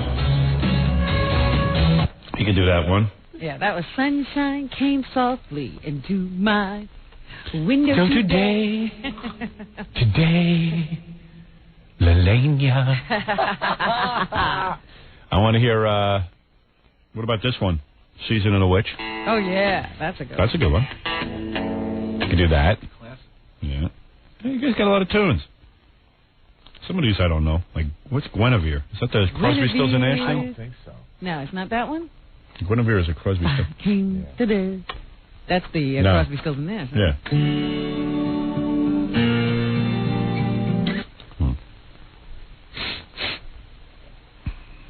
Mellow Yellow. Oh, yeah. That's Electrical Banana. Mellow Yellow. Yeah, I've seen them. Epistle to Dippy. Uh-oh. The hell is that? You got me. Epistle to Dippy. Epistle to Dippy. Little Dippy. We gotta get Cat Stevens in here, too. Yeah, really? Yeah. It's not time to take away. Just relax and take it easy. You're still young. That's your fault. There's so much you have to do. Glad he went to Muslim. Yeah, they stopped him from saying. Yeah, they shut him up. Bring tea for the Tillerman, steak for the sun, wine for the woman who makes the rain come. Hoofa. What's this Epistle to Dippy? I don't know, I'm having trouble racking it up. There's going to be no Epistle to Dippy. Epistle to Dippy. Oh, here you go. That's Epistle to Dippy. Oh, here's the one. First there is a mountain, and there is no mountain, then there is. You've got to do that. Yes. We're going to have a montage of songs. What do they call that again? That's a medley. Medley. I'll sing. I love that little, whatever that is. What is that instrument? Pan flute. First there is a mountain, then there is a mountain, then there is... What? Think he'll explain this? Yeah, you better. No. I'm going to play bongo. Hey, Gary, give me my bongo for when he comes in. I could get into that. Some bongo. Too bad we don't have our new studio with our staging area. Yeah. We could dance and stuff. When Bush comes in for next week, when we have the big staging area, we should invite a few listeners so we could dance with them. Because we'll have cages and stuff to dance in. Go-go cages. I'm not getting in a cage with a listener. I will. Oh, maybe not with a listener. Yeah. Maybe I'll be in the cage when you have the listeners in. Oh, yeah, or they're in the cage and you're outside the cage. Yeah. First there is a mountain, then there is no mountain. Maybe that's a song about your breast reduction. There's no mountain, then there is. That'd be funny if you search and play that during your breast reduction. Let's see. And then he's got to do. Wait a second. All right, here we go. He's got to do this.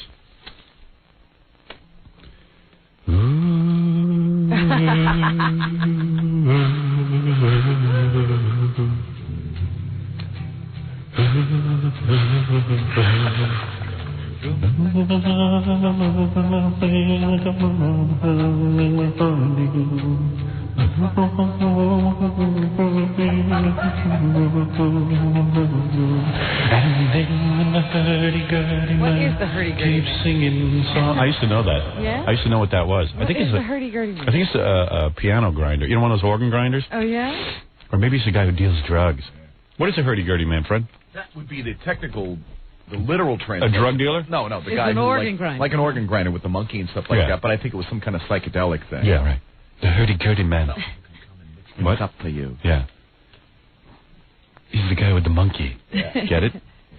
When the hurdy-gurdy man comes singing songs of love.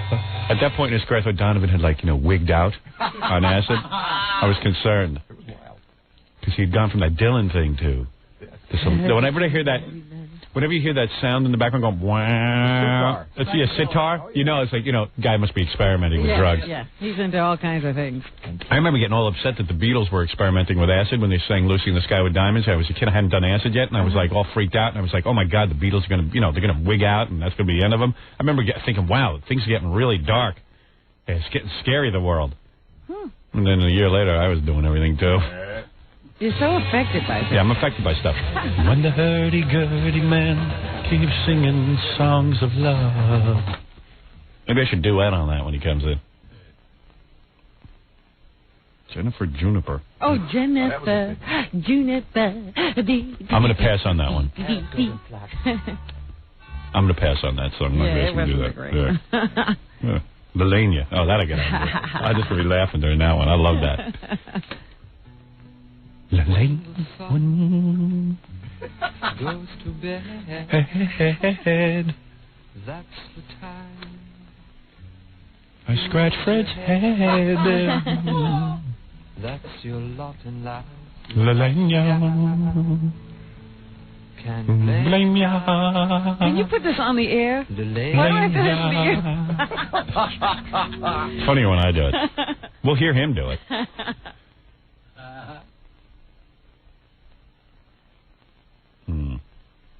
Then he has to do Atlantis. Yeah. What's Ricky Tikki Tavi? That I don't know. I think I'm going to avoid that one. Just check it out. Not a biggie. What was the nicest one? I was changing it from a finger to a flex. What's he talking about? Ricky Tikki Tavi. There's this song, Cosmic Wheels, I used to play when I was a disc jockey. I guess Donovan put this out, but it never was a big selling album. Right. But I was at WRNW, and you could play whatever you wanted. I just thought it'd be cool, to get into a Donovan song. And I would play this all the time. I think I was the only disc jockey in the country that would play it. He should love you then. Yeah. Cosmic Wheels, Cosmic Wheels. I try to break it and make it into a big song. Check this out. I actually know this song. You know this song, Fred? I'm not that familiar with it, no. Cosmic Wheels. I used to play this. And I thought, I was being cool because I was playing a song nobody knew. It's cosmic. Because Meg used to have all these songs that she would play that nobody knew. Now you had one. Yeah, but I didn't realize. There was a reason nobody knew this. It's off. Anyway, he's stopping by. That's going to be funny. I might jam with the guy. On bongo? On bongo. On first there is a mountain, then there is no mountain. Then there is. And you know who came out with an album? Worst piece of dreck has got to be. Is this Madonna with Evita. What the hell are they thinking? Yes, that's the new soundtrack for the movie. When I heard she was going to be in that, when I heard they were making an Evita movie with Madonna, I said, that's going to be the biggest bomb in the history of movies. What, nobody else sees that? Why are people wasting all this money? Who's wasting this money? I don't know. They should have come to me. I would have just written some, some bad movie that might have stood a chance. Yeah. Some teen movie. Evita. Who's going to buy this? Who's that, Antonio Banderas? I guess so. That's another guy. I haven't figured out what movie he's been in yet that's been a hit. It was funny because I read a review that said his singing was so inspired they think he might have a musical career. No. Who wrote that review? National Public Radio? See, they always get some weird reviewer. Wait. Oh, boy. That sounds like fun. Let's see Madonna. Is the whole movie music? It's a musical. Yeah, I heard there's I've never seen Evita. I heard there's no talking in the whole movie. Good. It'll be a bigger bomb. I bet you it'll be a bigger bomb than barbed wire. Yeah. I should have sang my whole movie. I can't believe the FCC has fined me, Robin. Hey, Barrett won't let me do my show. I have to do the show the way I see fit. God damn it. Oh, Deuteronomy. What the hell is this? Ay, ay, ay. What a mess. Madonna as Evita. The biggest bomb in the history of the United States film industry. Ay. I remember when she was making it, where's that, Argentina? Yeah, well... Yeah, all the people were storming the streets because they didn't want her to be Evita.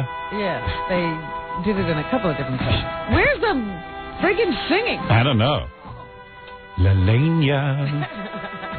Can't blame ya. She's a witch. The funeral dirge. Yeah, oh my God. I mean, this thing's got bomb written all over it. I don't hear one song. Oh, here we go. Oh, yeah, everyone relates to this kind of music. This will sell big in Guatemala. Oh. That must be in... Who's that? Antonio Banderas? Over the death of an actress called Eva Perón. Ay, vey. We've all gone crazy. Oh, my God. How old are they? 150? Man. Now Eva Perón had every disadvantage. I hate these. Who's the guy who writes these songs? That's Andrew Lloyd Webber. Yeah, that guy's a little dwarf. Andrew Lloyd Webber. I mean, this guy don't even put any effort into making anything rhyme. It's just some guy talking, but he symbols. Robin, if I sing the entire show, Yeah, we got to do the whole show like that. Yeah. Larry King is a jackass. I want to talk about the idiot Larry King. Are they kidding with this crap? Are they kidding me? Forget it, man. I can't even handle Come on, I got to hear Evita. I mean, Madonna. Where is she? I'd rather hear Joe Frazier. Man. God damn. That's bad. That is real bad. Man, is that bad. Buenos Aires. Yeah. Buenos Aires. What about it? Buenos Tardes. Yeah. Jesus Christ. Who put the money into that thing? I'd like to see who put up money for that. Yeah, I want to know who the backers are. Yeah. I know it wasn't Ivan Reitman. He's got judgment. All right. Let me take a break. We'll do the Mike Walker game. We got to do the Mike Walker game. You have to do that. You're going to go see that? I have to go see everything. Let me take one or two quick phone calls and we'll get Mike on the phone. All right. Hold on. I'm in trouble. You're having a little trouble over there today flying this plane. Yeah. Let's hope the new board is set up a little better.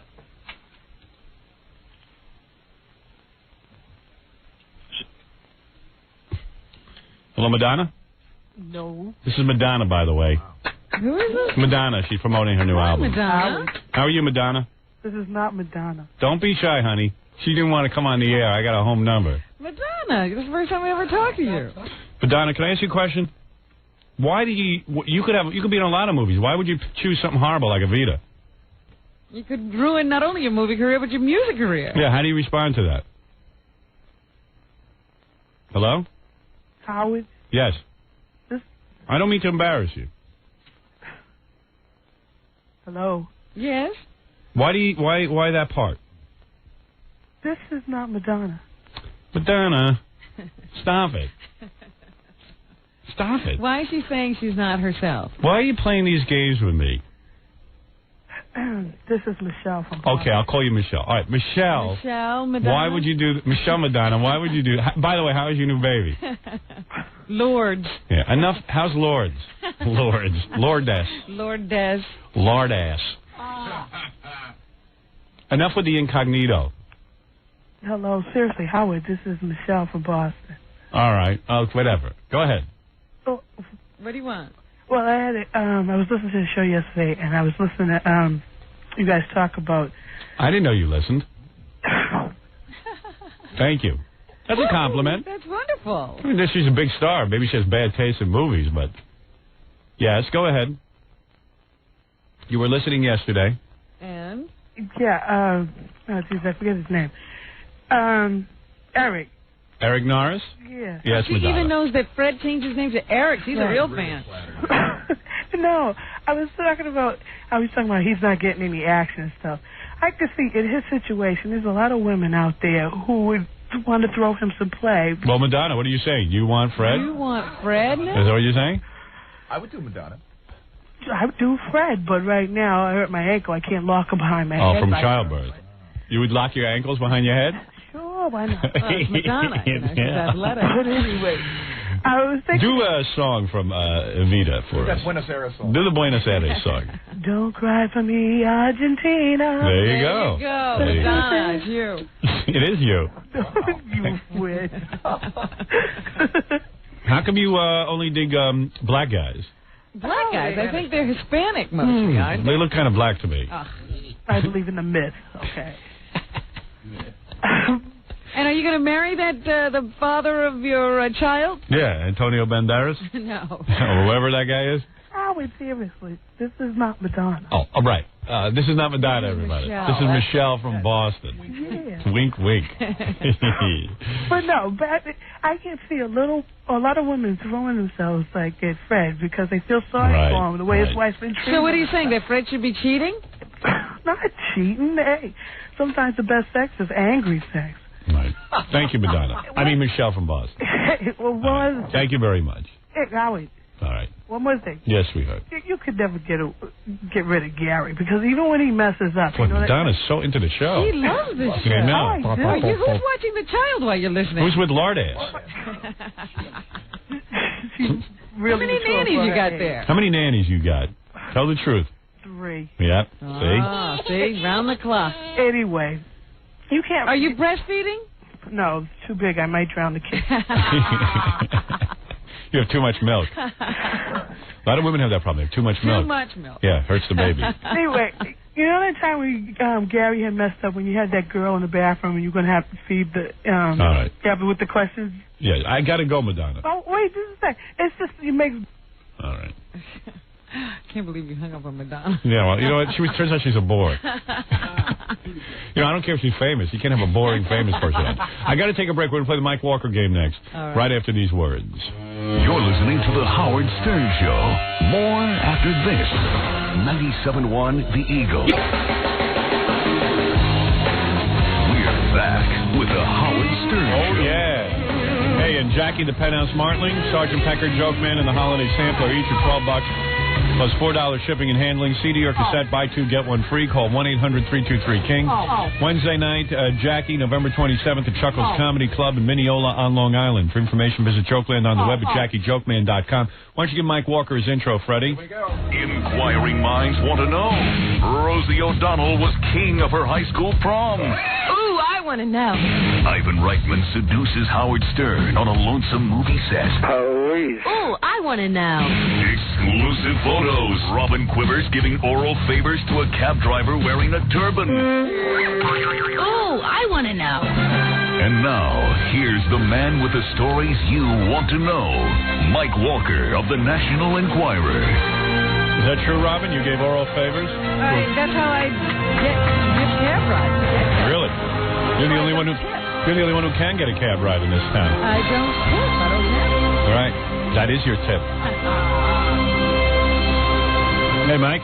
Hi, Howard. How you doing? Mike, of course, is the editor of the National Enquirer gossip page. He also is on Geraldo every Friday, and he's also, what? You're on Westwood One. His own radio show. Westwood One Radio Network. He's got a lot of things going on. A lot of things. He's the king of all gossip. Indeed. By the way, with the marriage of Michael Jackson, I just want to remind people, if you wonder what the baby is going to look like, we went to experts and did a computer recreation based on the features of both parents. Of course, Michael before all the plastic surgery, and you'll see a picture of what that cute little baby will probably look like. In the National Enquirer? Enquirer, yeah. I saw it. I saw that. Yeah, it was good. Talked about it I think it's going to be a shock to Michael because I think he thinks the baby's going to be white. It's going to look black. Yeah, right. But right. I think Michael is expecting. You think he'll keep the baby if it's black? No. He'll probably deny fathership. You know, I was looking. You know, I think he'll be into the baby for like a year or two, and they'll have to give it to somebody. But if it's a black baby, yeah. I think the reason for this marriage is people are suddenly getting quite angry about the idea that he was just going to take this baby off and away from the mother, and I think this is why he has suddenly realized public opinion's gone against him in this. That's also, interesting. In your book, Miss America, yes, I went back and I reread the section where you meet with Michael and the tape is unwinding. To people who don't realize this woman is probably the one person in the world who has seen Michael completely without makeup, without the little tip on his nose. Right. And I think that's has a great deal to do with all of this. Yeah, so his feeling of security around her. I mean, when I met with Michael Jackson, I was up close, and man, he was so heavily taped and made up that it was scary when he would touch those bandaged fingers of his to and his he face. was wearing gloves. No, he wasn't wearing gloves. He was wearing tape wrapped around the ends of his fingers. Yeah. And I guess he had been reading a newspaper or something because it was like black ink at the end of the tips, and then when he would touch his face, the makeup would rub off and be big black smudges on his face. Yeah. It was weird, man. I mean, it just was so weird. And the tape, like, dripping off his nose. And man, it was The New weird. York Post had the headline today, Bride of Jacko Stein. Yeah. Yeah, I saw that. That was pretty good. Where are you, in New York? No, I'm in Palm Beach today. Oh. Hey, so you want to play the game? Yeah, sure. All right, so Mike Walker has 4 stories he's going to tell us right now. The one thing that I was wondering about, they always know so much. How did you guys not know that Michael Jackson was up to these shenanigans? What, having sex? Well, I mean, he did it rather suddenly. I mean, it takes us a little while to react. We were wondering if this was going to happen, but it's a little hard to cover him when he's jumping around the world. Michael hasn't been in this country in months. He's in Australia right now. Yeah, Robin, you can't blame Mike for not knowing everything. I'm just saying. I mean, No, they supposedly know everything else, but they didn't know he was having sex with a woman and trying to make a baby. Well, come on. Well, okay, Howard, I'm sorry I interrupted you. We're doing 4 items. Here we go. Okay. 4 items, Mike. And one of them will be false. That's right. We have to pick out the Who's false playing item. today? All of us? All of us are playing. Fred can play today. Fred can play today. Now, my first item is about Sly Stallone. Let me just say that tonight on Entertainment Tonight, it's going to be announced that he and Jennifer Flavin are getting married. You could have read that in my column last week, of course, or seen me say it in Geraldo last week. You were the first. I did read it in your column. Braggart. Listen, it's great that the baby is okay after the surgery. The hole in the heart is okay. But anyway, I like the baby better when it was sick. Oh. That was more fun. I like it was more interesting. You like a sick baby. Yeah, why should he have everything in life?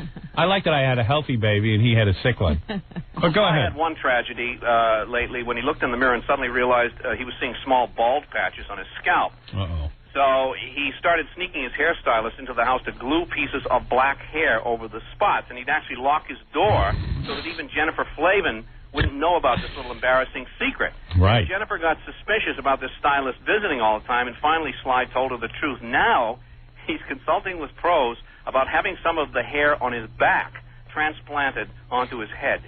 Good Lord. Like I said, how did he not know about Michael Jackson? That's a pretty good story. If I know that. All right, go ahead. Seems like you know everything. Go ahead. Okay, Robert Downey Jr., who's still, of course, in rehab after that month-long binge that landed him in a California jail, will host Saturday Night Live tomorrow night. Right. That's because the rehab docs think it will be good therapy for him, Howard, to let him travel to New York from California, with escorts, of course, who will take him right back. Now, of course, they're going to be watching him very closely. And he has already gotten calls, Robert Downey Jr. has, from New York junkie pals who have offered to slip him drugs while he's in New York, or... That's fantastic. Even help him slip his handlers so they can go partying. Now, Downey really wants this rehab to work, and he's so terrified that he'll screw up that he's asked and volunteered to have one of these electronic direction-finding steel bracelets clamped on his ankle permanently. Wow. So that just in case, he gets tempted, his handlers will be able to find him. Imagine being that out of control that you need somebody to follow you around. And you want your recovery to work. Yeah, and you still need you want it to work, and you're not sure it's gonna. Right. Imagine being that out of control. All right, that's a great story. Go ahead. Okay, now here's a sob story from the Baywatch set. Pamela Lee's crying baby is wrecking scenes, and all the castmates are getting really steamed. Of course. Yeah, Pam brings this 6-month-old kid, Brandon, to work with her, and his background bawling forces reshoots all the time, and coworkers have asked Pam to keep the little loudmouth out of earshot. And does she get all insulted? Yeah, yes. I see. Go ahead. Meeting a friend for lunch at a Hollywood cafe, talking about being insulted, Sharon Stone got soaked when the restaurant's sprinkler system suddenly came on as she got out of her car. The waterlogged lovely chewed out the management, then grabbed her friend and suddenly was gone. What happened? She got hit by a sprinkler? The sprinklers came on as she was entering the restaurant. For some reason, the sprinklers just came on and soaked her. Well, she screamed at everybody and left. All right, now I'm analyzing. I want that Sylvester Stallone story to be true. That's funny. Yeah. Who wants to go first? Oh, dear. You want me to go first? Yeah, go ahead. Anybody other volunteers? Jackie, Fred? I'll go first. You will? Go ahead. Yeah. I think the first story is so insane. It is so off the wall. About gluing hair to his head? Yeah, no, with the back hair. I mean, is that legitimate? Why? That's how they do hair transplants. Not from your back. Yes, they do. Really? Exactly. They get the hair from your butt, from your back. There's like, it's so, where do you think they get it? It's so sparse back there, though. Well, maybe not for him. Look at Robin Williams. That guy's got more hair on his back than on now, his if it was a Robin Williams thing, I could believe that. But you want to know something? I think the Pamela Lee thing is like the most normal story, so I'm going to say that's false. You say Pamela Anderson is wrong. Okay, Fred says Pamela. Fred, I'll write that down. Because all the other ones are just so wild and insane. I'd love them to be true. Well, Saturday Night Live sounds totally... I'll go now. Yeah. Saturday Night Live, Robert Downey sounds totally believable to me. I mean, I don't have the addict's mentality. When I want to quit something, I quit it. I just can't believe a guy is so scared that his rehab won't work. It's look at unbelievable. how many times it hasn't worked, so... He certainly knows himself. Sharon Stone got sprayed by a sprinkler. Listen, I got news for you, Mike. That's a weak story if you're putting that in the inquiry. Yeah. What do you think here? But it is funny that she got up and left. But yeah, well, I would leave too. All right, so that's 1, 2. She was wet. Yeah, it's one way to get her wet. Pamela Anderson's baby. I think I'm going to go with Fred. I'll tell you why I'm going to go with Fred for maybe a little slightly different reason. I can't believe that this woman wouldn't lock her baby somewhere. I mean, even she wouldn't leave the baby out in the sun laying there while they shoot. Right. It seems like they'd have a nanny. I go with Fred on this. Right. I'm going with Pamela Anderson. Go ahead, Robin. Boy. No, I want to go last. All right, Jackie? Oh, man. I was so convinced. No, I think number one is false. I don't see Sly losing Sylvester his hair. Stallone. Yeah. He is losing his hair. And I don't see him sneaking people in, and there was just way too much going on there. I think that's the kind of story Mike would cover, and he'd be so proud of himself that he had all the inside scoop. But I can't see number Mike Walker dances around nude in his hotel room when he gets a story like that. Yeah, this is a coup. He rubs himself against his little laptop. I can't see them being dumb enough to let a kid ruin a shot on a TV show more than once. All right, so Jackie, you say number one. Robin? I gotta believe that Sly is that vain. Mm-hmm. I gotta believe that Robert Downey is that out of control. Yeah. And I gotta believe that Pamela Lee would have her baby on the set. So I'm gonna say the Sharon Stone story. All right. Okay, Mike, here's the way it works. Sylvester Stallone is Jackie, me, and Fred are on Pamela Anderson. Sharon Stone's with Robin. Well, it is absolutely true that Robert Downey is very committed to his rehab, and it is true he will host Saturday Night Live. And although it might be a good idea for him to double-check himself by having the steel bracelet on, that part of the item is not true. I see. So everything's true except for Robert Downey, so we're all wrong. Except for Robert Downey.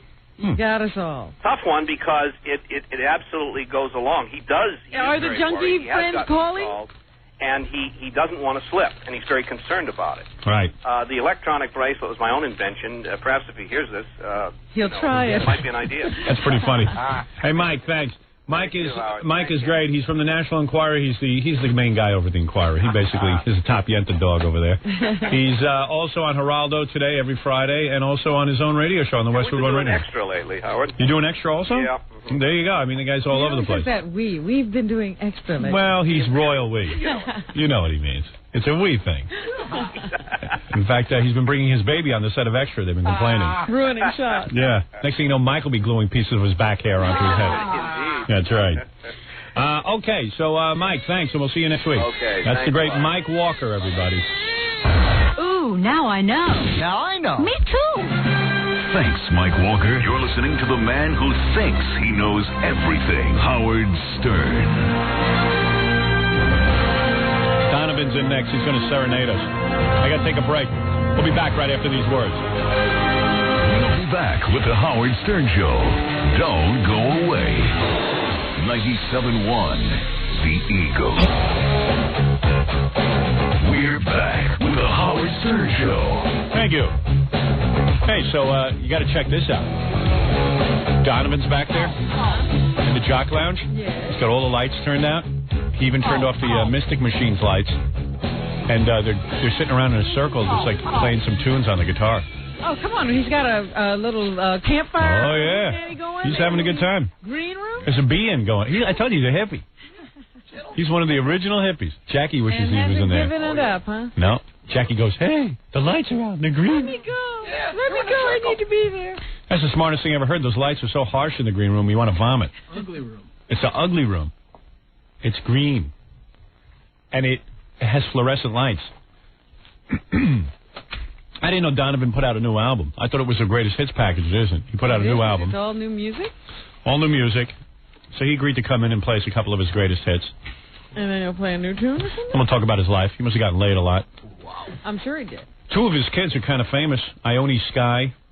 And Donovan Leach. Donovan Leach. What is it called? Yeah. Hey, Gary, bring in Donovan already. I'm doing a build-up. Yeah, I mean, come on, man. Could you find him in the dark? Did you find him in the dark? Donovan, that's you, man. Yeah, I see you. Yeah, how you doing? How's it going? Nice to see you. Good morning. Good to see you, Donovan. Thanks. I heard you were back there like having a whole, like, be-in or something. Yeah, hi. Hi there. You were like the original hippie to me, you know what I mean? The first one. Hey, I was never a hippie. I was a beatnik. Yeah, you think so? Yeah. I saw you as a hippie. No, hippie is a derogatory term invented by the comedian George Carlin when he saw weekend beatniks having a great old time. George Carlin coined the phrase hippie, like hippy-dippy weather? Hippy-dippy he did, didn't he? Yeah, no, I thought hippie was a whole different thing. No, hip comes from the jazz phrase, doesn't it? Hipster. Hipster. Down the line. Yeah. But hippie, you know what phrases are like when they're tied to events. After a while, they get a little bit... I always figured you had, like, the best life, man. Am I a hippie? Okay, I'll be a hippie. Yeah, you're a hippie. There's no way of changing it, really. You can't get out of it. No, it's stuck. It's there. Okay, I'm a hippie. I did a whole medley of your songs this morning already, thank you. but Thank you. to warm up the audience. In fact, I even have a woman on the phone who actually pleasures herself to the song Sunshine Superman. Is that true? And wants to do it while Donovan actually sings that. Well, Live on the air? A few people come up to me and say, you know, I met my girlfriend and the song was...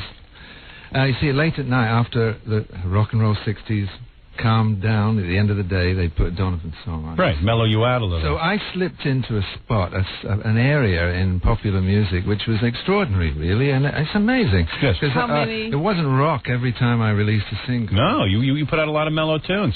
But wait a second. What were you doing back in the Jock Lounge? You had like a little thing going on there? Here's your sticker, by the way. What is that? Oh, I see a moving you're sticker. Number 53, okay? Yeah, but everything. Don't forget. We're moving on Monday, and we have little yellow stickers all over every box out there. Yeah. But thank you. Yeah, they're going to sticker me and put me in the truck. That's right. To move me over. As soon as the show is over. Yeah, too bad this is the last day actually for this studio. And this is so happy at this day kind of champagne and all that. This is such a toilet bowl. I mean, look at it. This is a radio station. No, oh, Rex. please. When I thought I'd come down and see you, by the way, I'm a big fan. Linda, my wife's a big fan. Oh, really? Where do you live? Where do you live? Well, we don't get you in Ireland, but... Oh, I see. When you're a fan.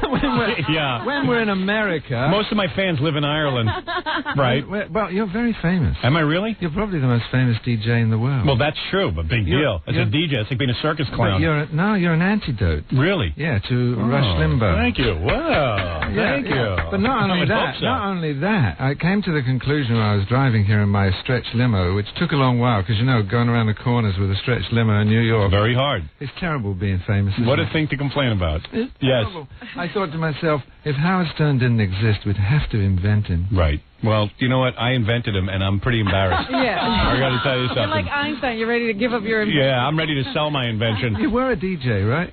Yeah, I was. I started out as a DJ. You know, the story of my life is coming out very soon. I hope to show it in Ireland. Oh. I hope the people have flock. An Irish premiere. The film of... the film of my life. It's the film of my life. You're talking to my producer about the soundtrack, aren't you? Yes, Rick Rubin, as a matter of fact, who produced your new album. Is that right? What do you want, right? Yeah, Donovan's new album. Yeah, Donovan's new album. I have it right here. It's called Sutras. I'm Sutras. back. You still meditate? You meditate? Yeah, with Rick. We meditated during this album. You did not TM, making, right? not well. Yeah, Rick TM. does TM. Do you do TM? 20 years I do it. You have been. You do it for 20 years. When people ask you, well, what is it? What is it all about? You can't explain it. I just say it's something. No, I can't explain it. I say it's something that mellows me out. Relaxes me. I think of it as a tool, like brushing your teeth. You know, just something that I do twice a day. It's practical. That's why I liked it. And it relaxes me. So I said that's what it is. It's not a religion. Meditate? Oh yeah. I didn't know that. So does Jeff Gold, the president of Warner Brothers Records. We had a whole big Did you discussion. guys meditate together? No, we refuse. Who wants to be in a room with Rick Rubin that long and close their eyes, no less? Only Rick Rubin could have 56 candles alight in a recording studio. Is that what he did? Yeah, you know, it's a fire hazard, but absolutely. But it's great for the music. Yeah, and Rick showed up and everything, huh? What are you gonna do? Hey, Donovan, I was going to ask you before, and your life has been very full, as a matter of fact. We were just talking about your 2 kids, I know. And you have a second marriage or something. I have 5 kids. You have 5? 1 marriage, 5 kids. I have 2 American kids, which are very visible. They were brought up in Hollywood. I didn't bring them up. Ione and Donovan. You never were married to their mother. No. That's cool. It was a rebound relationship between 2 periods in my life when I met my teen muse who's sitting in the other room, Linda. I met her in 65. So you've been married like 20 years, right? Yeah. You've been married a while? Like 20 years or something, yeah. It's a record, isn't it? Right. You and I are the longest marriages in history. I met Linda Lawrence in 65. She had this kid with Brian Jones, the first sensationalized relationship. Did you know about that? No, I didn't know that. It was a love at first sight. Yeah. And it was a marvelous... so you stole Brian Jones of the Rolling Stones? No, the affair was over. The affair was over? But it was 2 years, and there was marriage spoken of. And in those days, you know, rock stars didn't mention girlfriends or wives. Right, you never did So that. it was very hard for Linda. They had this boy, Julian. I met Linda, fell in love. We had this affair all the way through 65. She wasn't ready for another rock and roll or a songwriter, a relationship. She looked in my eyes and saw babies. And right out of context, I asked her to marry me. Can you believe it? 18, 65, marriage. Wow. Out of context. But we had this wonderful... and you were faithful the whole time? 7 months. During 1965, I was in love with Linda all the way. And then she couldn't make another relationship straight away, so we parted. 4 years in the 60s, a magic spell held us apart. What happened was I wrote all my songs for her. She put me on the chart. She's the teenage muse. During that period, I was on the rebound, all over the place, bouncing backwards and forwards. So you got laid a lot. So that's a fabulous... No, but it was also... I was on the rebound. No, but it is true. I keep telling my wife I want to be on the rebound. That's a good one. Let me do that. Every woman, especially the American lady Enid that I met, I wanted to make into Linda. It was impossible, of course, but I had 2 children over a period of 4 years. Then Linda and I met again, magically.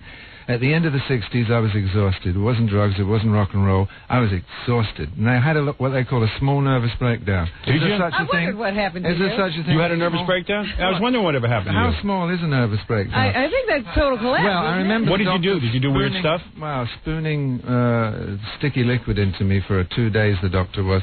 It was the end of a huge success story. I had more success than any young man could ever possibly want, right? The 13 hit singles, the Madison Square Garden sold out, counted as my personal friends, all the great songwriters of the day. But what was missing? The companion. At one point in this Japanese tour, 2 months into it, I said, that's it. I was on a tax exile in 1970, making more money, set to make more money than any singer-songwriter, bar none. You made millions, right? It was set. It was $7 million tour. At that time, that was $15 million. Right. But that didn't interest me. 2 months into the tour, I said, that's it. Something's missing. I'm going. It's over. I didn't start this to do it as a steady job, and I didn't do it definitely for money. At Tokyo Airport, agents and managers were on their knees pleading with me not to step on this British Airways jet. I did. You left, and that's because you wanted to find your wife. I wanted to find something, and I didn't know what it was. That breakdown began. As I arrived back to my cottage, I'd rented it out to 2 American girls. Laurie, the ex-wife of John Sebastian of the Love and Spoonful. Laurie was away at Clapton's house at a party. But Cynthia was in the cottage. She said, "You're back." I said, "I am, and it's over. And if anybody calls on the phone and they want Donovan, I ain't the guy anymore." I started breaking down slowly. Like Cat Stevens, you know? Yeah, I walked away, and then up the drive come Laurie, back from Clapton's house. There was another woman in the car with her. The cottage door opened. Laurie walked in, followed by this young woman, and Laurie said, "Do you know each other?" And it was Linda. The circle closed again, and I met my teen muse again. Then we had 3 children, so I got 5. I like that you call your wife your teen muse. I like that. And, wonder what that means. It's all the songs. Everything was her. A muse is a painter paints a girlfriend or a wife again and again and again. Well, a songwriter writes songs for one woman again and again and again. Well, you're really in love, and yes. Check this out. Now, I'm checking it. I tell you how strange it was. Years later, fast forward, John Law, the actor, took us to the Playboy Mansion just to point at us and say, "Look, a married couple." Right. Now, in show business. That's pretty good. And I said, "Yeah, well, that's the truth. Now we don't see it, we are it, and then when we get talked about, we see it." So there's still fire in your eyes for your teen muse. Yeah. Yes. I mean, you still. Yeah. Well, on this album, that's the lady. a beautiful thing. That is beautiful. I got to tell you. I figured you were. So beautiful. Yeah, I am beautiful. Oh, sure you are. Well, he keeps talking about it. I know on his station that he loves his wife. That's right. Yeah, but he's always talking about how he wishes he would let him. date other Well, women? notice Donovan, as great a guy as he is, he had plenty of time to fool around, though. You know what I'm saying? Look, don't get too carried away with him. I think maybe how it You works. met your teen muse and married her. Yeah, Right away. I married my teen muse, and I didn't go on the rebound for 4 years. I could have used a little nervous breakdown. I didn't raise the two American children. I'm really sorry about that. We tried. It was impossible. Linda and I wanted to keep the two families together. It was impossible. It was 6,000 miles and fame. Yeah, right. I know. I read that your son said that he hadn't talked to you until he was 18 or something. But, hey, he'll get over it. Can he take a joke? They keep writing that in all the articles about them that, like they have a famous father, but they don't know him. Yeah, well, what are you going to do? He lived in Ireland. Well, they could have seen me more, but I was young and crazy, and I had my own family with Linda. But we try, and we're now getting closer. Now, the other three children are most interesting kids because I brought up Brian Jones' boy. Right. Julian is 32, and just like his dad, Brian Jones, the founder of the Rolling Stones, he's into roots music. Now, he's a musician? He's a singer and a songwriter, and he's got big band sounds, rock reggae with the UB40 horns and Dennis Bovell and the dub band, man. And he's big, radical, and revolutionary. I got two English daughters. Sounds like you got to still support Brian Jones' kid if he's a musician, right? Am I correct? Let's be honest. Yeah, I've got a big family. Yeah. No, I'm the godfather. Right. And I don't mind. I mean, I'm a gypsy myself. Right. Gypsy families have big groups of people that they travel around with. I have always. We've got a 4-generational family. Linda's mum and dad have been working with us for years. Here's another unusual story. Can you imagine? It's now 4 generations working together. I got the grandchildren. The 2 English daughters, Estrella, she's 25. His daughter's name is Australia. Estrella. Estrella. Like astral. Like astral now, projection. I called my 2 English daughters Estrella and Oriel. Later, when they were older, I said, do you want to be called Mary or Jane? And they said, no, we love it. So they kept their names. You are such a hippie. I don't care what anybody says. Cosmic hippie. You are so goddamn cosmic. It's incredible. Sure. Estrella and Orello. Estrella and Oriel. The bird. Oriel. O-R-I-O-L-E. Now, Donovan, words are important. You are a gypsy. You're a free spirit, my friend. You're a free spirit. That's a beautiful thing. Yeah, Don't I guess put so. him down. No, you think I'm putting him down? No, last you word. think that's a put down? Estrella? The last but one word on the children. They're all in the arts somewhere. Even the 2 English daughters. Estrella's singing. And you're proud of that? Yeah, look, what else are they going to do after growing up around me? Now, the 3 children that grew up around me are in music, but reluctant. I hope my kids aren't. I hope my kids aren't. No, they've got to be music. reluctant because when they see what goes on Yes. in success from inside, it's a lot different. So my 2 American kids grew up in Hollywood, entered movies, which was natural. And they're doing well. And they're doing well. My 3 English children, they're in music, except for the youngest daughter, Oriel, is making babies.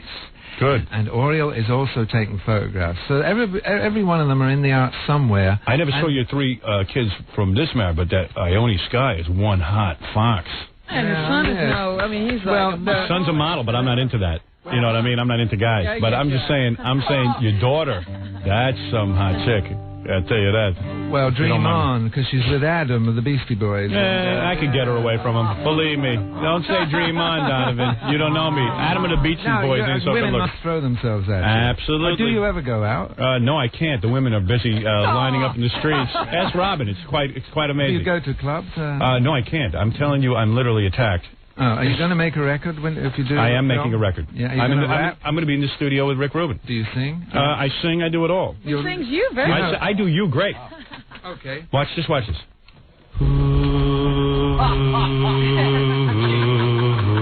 a fan. I like it.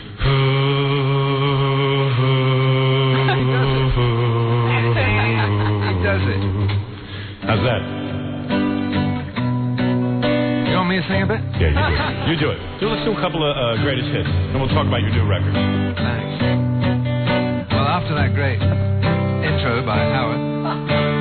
Thrown like a star in my vast sleep, I open my eyes to... No, let me get straight here. Hang on. I like that. You were rocking. I'm twisted in here with the guitar. I've got it straight now. Thrown like a star in my vast sleep, I open my eyes to take a peep, to find that I was by the sea, gazing with tranquility. 'Tis then when the hurdy-gurdy man comes singing the songs of love. Then when the hurdy-gurdy man comes singing the songs of love. Hurdy-gurdy, hurdy-gurdy.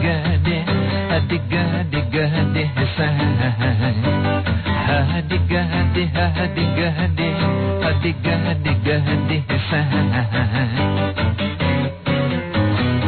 This is a song for Linda, right? Okay. This is the one. Sunshine came softly through my window today. It got easy, but I changed my way.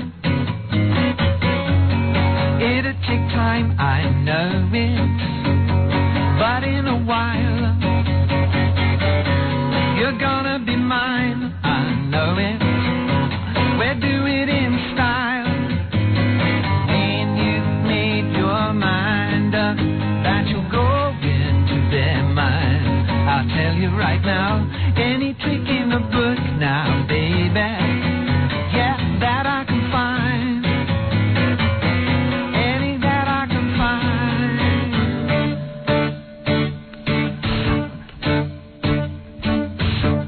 The studio gonna sing along. I'm just mad about saffron. Saffron's mad about me. Ooh, I'm just mad about Miss Saffron. She's just mad about me. Can you sing? They call me Mellow Yellow. Hey, listen to this, Rick. Call me Mellow Yellow. They call me Mellow Yellow. How'd I do? Pretty good. For a rehearsal. Electrical banana. Gonna be a sudden craze. Ooh, electrical banana. Gonna be the very next phase. They called it Mellow Yellow. Right. They call me Mellow Yellow. Right. They call me Mellow Yellow. Oh yeah. They call me Mellow Yellow. Are you rocking? What the hell was a hurdy-gurdy man anyway? We were talking about this morning. It's a guy who used to come into town with a very strange instrument 200 years ago. He wound it up with a handle, but it wasn't an organ. It had a wooden wheel that bowed strings, and he was the hurdy-gurdy man. But did you have like a drug reference there? Was that supposed to be like the hurdy-gurdy man, in fact, was Maharishi. And all teachers that bring the message at the right time for millions, and he sure did. Then again, I'm a hurdy-gurdy man because I sang songs of the mystic. What I wanted to do at 16 and a half was an incredible compulsion, an obsession really, to put mystic lyrics into popular songs. It wasn't an accident that I happened. I wanted to sing these songs, and I wanted to project this message. You wrote all those songs too, right? And I did. And so when I wrote the hurdy-gurdy man, it was in India, and the Beatles and I were out there meditating in '68. You hung with those guys. Yeah, we took the guitars. We didn't only take a spiritual aspiration with us, we didn't forget the guitars. So we wrote an enormous amount of songs there in '68, and they came back and did the White Album, and I came back and wrote Hurdy-Gurdy Man. And you've been meditating ever since, right? Off and on. Now I stopped. Yeah. Now the thing is, it's like riding a bicycle. You'll never really not know how to do it, but you might think, oh God, will I ever do it again? And there's thousands, hundreds of thousands of people in the TM position. When you start again, you find that it's good for you, right, and you will want to continue it. So it's good to stop, it's good to start. And I've started recently, in the last year and a half, 2 years since I've been making the project, and it feels great. And what, you and the Beatles lived in like a tent and stuff? No, it was quite palatial. Nice. We're talking about a class structure in India, you know? Yeah, right. I mean, we weren't actually living in hovels. Did those guys used to walk around naked sometimes, like when you guys were showering and stuff? No, only the yogis are naked, but no, they wear a little loincloth. They did? And they've got I was just wondering which Beatle was the biggest, that's all. I like the gossip, you know what I'm saying? Well, you know, that you're talking about Kundalini yoga. Yes. And of course my new album is called Sutras, and some guys are saying, you mean Kama Sutra? No, you mean the sutras. Sutras, what does it mean? Is that a new lemon lime drink? What is it? What does it mean? It could mean anything. What it is sutras are the teachings that you can find in Buddhist and Hindu books. Sutras means to say something simple, a profound thing. You're a deep guy, man. There's no question. Obviously, you got a lot going on. And he's the first guy in the history of this radio station that actually figured out to go into the green room and turn out all the lights. Not only that, Yeah. I mean, he had something to say when he came in here. Yeah, I mean, you really got a lot to say. I'm not not kidding. It wasn't green, by the way, the green room. No, it isn't. It's like John Lennon when he came in to America and they tried to throw him out and he wanted his green card. Yes. You know when he got the green card, yes. You know what he said? What did he say? It's not green, it's bloody blue. What is it, Baba Booey? We found out when Ganji sort of pre-interviewed him that they write all their songs in the dark. That's how they recorded and write them. Oh, really? Oh, yeah, all the songwriters write songs in the dark. They do? All the songwriters. Well, maybe I got to do. You know what? No wonder I can't come up with a song. It's the big secret. Yeah, I keep doing it in the light. Until you can do the chords without looking, you forget, right? Hey, I wonder if this woman had sex when you hey, is this Allison? It is. And you're, what, a Donovan freak, a Donovan fan? Oh, a Donovan fan. Thank you. Hi, Allison. And when you hear Sunshine Superman, you are driven to take your clothes off and pleasure yourself? Well, no, actually, I already had my clothes off. And Donovan was just singing. Did you actually pleasure yourself? I certainly did. So if Donovan did a song now, you would pleasure yourself? We could listen in? Sure. Donovan, now that would be very cosmic. Wonderful. Let me ask you to do one more song. I'm trying to think of something. What is your request? Well, we had a bunch. What did we forget? Well, we had Season of the Witch. We had I hope there's more than 3. Melania. We had First there is a mountain, then there is a mountain, then there is. Yes. Good morning, America. Oh yeah, man. First there is a mountain, then there is no mountain, then there is. First there is a mountain, then there is no mountain, then there is. The caterpillar sheds his skin to find a butterfly within. The caterpillar sheds his skin to find a butterfly within. First there is a mountain, then there is no mountain. Now your turn. First there is a mountain, then there is no mountain, then there is. The log upon my garden gates, snail, that's what it is. The log upon my garden gates, snail, that's what it is. Everybody! First there is a mountain, then there is no mountain, then there is. First there is a mountain, then there is no mountain, then there is. Yeah. Oh, listen to her. I heard her moaning back there. A little bit, I heard her. Yeah, how you like that, honey? I hope she was dancing. That song was from... Are you good looking or are you a mess? I guess I'm good looking. Well, that sounds like trouble. All right, well, thank you. I've always wanted to be a DJ. Can I do an ID? Yes, go ahead. Because from the piece you've just done? Yes. Hello, this is Donovan, and you're listening to KNAK, Naked Radio. All right, very, very good. Would I get a job? Now, you put out a new album. Now, you were away for 13 years. You hadn't put out an album, then you decided to put out a new album. Why? Cash? No. You don't need money, right? No. Thank you, fans. Thank you, fans. No, I'm saying it right now. Continually songs are played. Thank God for radio and royalties. I was supported by my fans during my years of obscurity. Right. So what did you do all those years? You just hung out and... Look, I wasn't totally an entertainer. The problem was my composition, my performance, and my improvisation have to be linked to satisfy me. Now, isn't that a strange thing? You'd think with success you could keep doing it. What, go to Vegas, do Reno. But, I mean, what did you do every day?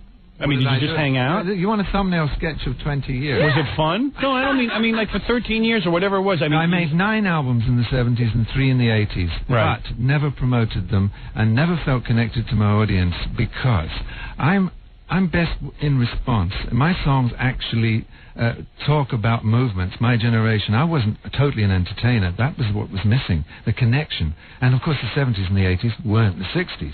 So I felt out of place. Yeah, but what did you do, though? I mean, every day you woke up and what did you do? You, hung out? Well, I saw you touring. I made 9 albums. That was quite a lot of writing. In the 70s, 3 in the 80s. And I toured. I was asked to come out occasionally from what people thought was retirement. But really, I had 9 years of success, so I needed 9 years of You needed privacy. a break. I lived in the desert, in California, in the high desert, in Joshua Tree. When I married Linda, we had children straight away, the 2 little girls and Julie, and we raised in an alternative fashion. We put the 60s ideas. Oh, I wish I could have been raised that way. into practice. And that was... What do you mean alternative? Like you run around with no clothes? And Well, it was hot, so there was not many clothes on. It's true. In this high desert area, which was called Joshua Tree, unknown to anybody except until the U2 released the record. I'd love to be raised like that. Alternative. Now, the problem was... Yeah, I can see your parents being alternative. Yeah, running around the house nude. Well, also the alternative thing was vegetarianism, no regular doctors. The kids didn't have a cold ever in their youth, because what it was we had a herbalist doctor. We lived the life that we all spoke about, what you call hippie. Really? Towards the end, they smoke any grass? Then, well, the 60s herb was grass, and I totally think this one was the non-addictive one. I don't smoke it anymore, but I will say that it was the psychedelics and the marijuana were not amphetamine, they're not cocaine, and they're not heroin. Something happened in '67 when George Harrison walked down the Haight-Ashbury. It was Skid Row. Something happened. We stood up and said, no, try meditation. That's my story on the drugs. There's no more to say about that. Right. At the end of the 70s, the kids were school age, so we went back to England and lived in Windsor. Now, this was away from alternative into establishment. Really? There were some problems there. An alternative family has to slot in at one point. So we had that vibe. And then when we were at the end of the 70s, the beginning of the 80s, we came back and lived in the desert again. Then I hit a crisis in '83. I was reaching middle years. At the same time, what the hell was I going to do? I'd pretty much achieved everything. I was known. I was infamous. I had music out there. But where would I go? It was a musical and a personal crisis, which I'll go into in my book, which is coming out. Oh, you are coming out with a book? Yeah. You had a personal crisis. Well, that's when you had your nervous breakdown. No, that was years ago. Oh. No, the personal one is much deeper. It's much more spiritual. It's much And then more... you came up with an answer. What the answer was that things go in cycles. And if I felt out of time, it was because I was 18, I was so hot, and I don't think really young fame is good for a developing artist. It really needs to develop slower than that. But I took it, I was it, I am it, and I'm back. You've done it all, that's all. Now, the new album is called Sutras, and the single, I guess, is Please Don't Bend. It looks like it's going to be, but we didn't put the single out right now because Rick Rubin is an unusual guy. Oh, I'll say. That was an understatement. Yeah. Thank you. Now, Please Don't Bend means... Well, you know, it's like isn't it the sign on everybody's heart? You know, don't break me, but it's going to happen anyway. So it's a song of I guess, sort of defense of the heart, which never works. Did you write this about your girl, or? I wrote this about my life, Linda and I, and everybody's life. I suppose I'm a poet. I reflect. Jesus Christ! I didn't realize you were this deep. Crying out loud. Well, you don't need an aqualung to understand how deep I am, but really, I'm just a poet. No, really, man. I mean, you're way out there. I'm telling you. So far, people have accepted this album as part of my personal growth, and I love that. Yep. And it is part of my growth. There's a melancholy mood on this album, a long path traveler, but it's got optimism as well. It's kind of a mellow vibe. You can sit around. It's laid back. It's light some rock. candles. Right. It's smoke a doobie. Late night. You know what I mean? Well, that's the vibe I'm getting here. Do I? Yeah. Smoke Cigarettes. what? Cigarettes? No, I don't smoke anything. I stopped all... You stumbled. Let me tell you something. Thank you for playing my record. Wait a second, I'm not done with it yet. yet. You don't usually play records. I'll play some of your records. You used to be a DJ. Yeah, listen. Hey, you scratch my back, I'll scratch yours. Listen to me. You want me to do the soundtrack of the movie? John Lennon said that. Absolutely. Okay. Listen to me for a second. Go on. Yes, if I did drugs? No, I didn't. I told you smoked. Go on. All right, forget it. I don't even want to know tell about you. Your private I know. life. It's true. That's true. All right. We heard enough. I'll read the book. That's all. Read my paperback. Let me do a little background on this. This is the audition for the Rick Rubin record. You still got it, Donovan. And my voice is supposed to have packed up by now. Yeah, your voice is good. Hey, sounds good. I'm glad. Thank you. I mean, I might sing on my album Donovan style. I'm thinking about what style I want to do, you know? I might even go... Well, in actual fact, that's called juxtaposition. Do the opposite what's expected. Anyway, I want to thank Donovan for coming in. You got to go check out his new album, Sutras. This is the album right here, Sutras. Donovan is back. He's working with Rick Rubin. Rick is a He's a maniac. He's a super producer. He's a super producer. He's fantastic. It's Donovan Sutras. It's in the store now. There'll be a video, I guess. I guess in the new year. Yeah, right. And I want to thank you for coming in. Thanks. It was great having you. And you are a DJ. You're goddamn right I'm a DJ. Thanks, I don't know what I am. I know I'm something. What am I, Robin? We haven't been able to label you yet. Let me just say... can we take that one more time, Howard? It was good to see you here today. We missed you when you went away. Thank you. Extempore. Yes. Oh, yeah, no problem. I can write lyrics. Anyway, I want to thank Donovan for... You're a poet. Yeah, I'm a poet. I'm a bit of a poet. A bit of a madman. There's nothing wrong with being a poet. Nothing wrong. No, I was teasing him. No. It's just hard to make a living when you're a poet. Exactly. That's it. All right, Donovan, thank you. It's great to have you here. Thanks, Howard. And we'll be back right after these words. You're listening to The Howard Stern Show. Stay right there. 97.1 The Eagle.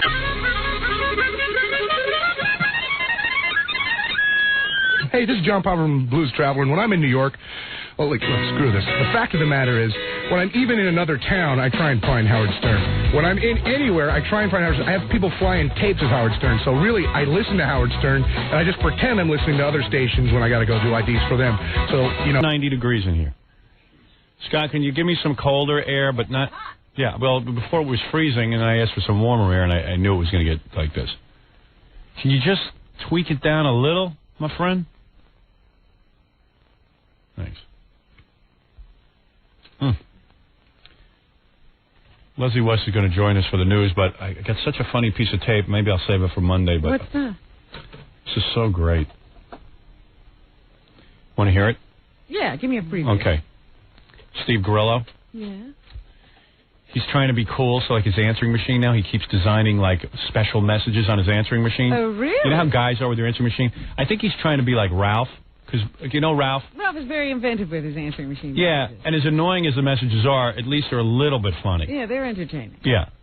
So now Gorillo's gotten into it, except he's trying to do outrageous things on his answering machine, and he plays little clips of movies, but they're from movies nobody knows.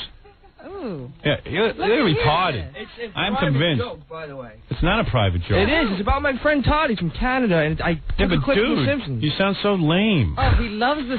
And then Gorillo afterwards puts a voice on afterwards, okay? He puts like a cool guy voice, like a disc jockey. Telephone voice? Yeah, he tries to lower his voice. You gotta hear this. I can't be goofy on my answering machine? Yeah. Dude, be whatever you want. It's just what do you want to project to people? And who wants to sit through this every time they try to call you? Well, he doesn't have any business. I sometimes think of what if people who are doing business with you are calling. They don't need your little antics. If they're doing business with you, I guarantee you, they hear this, they ain't doing business with you. Hey, check this out. Listen to Gorillo. So, what are you in for? I moved here from Canada, and they think I'm slow, eh?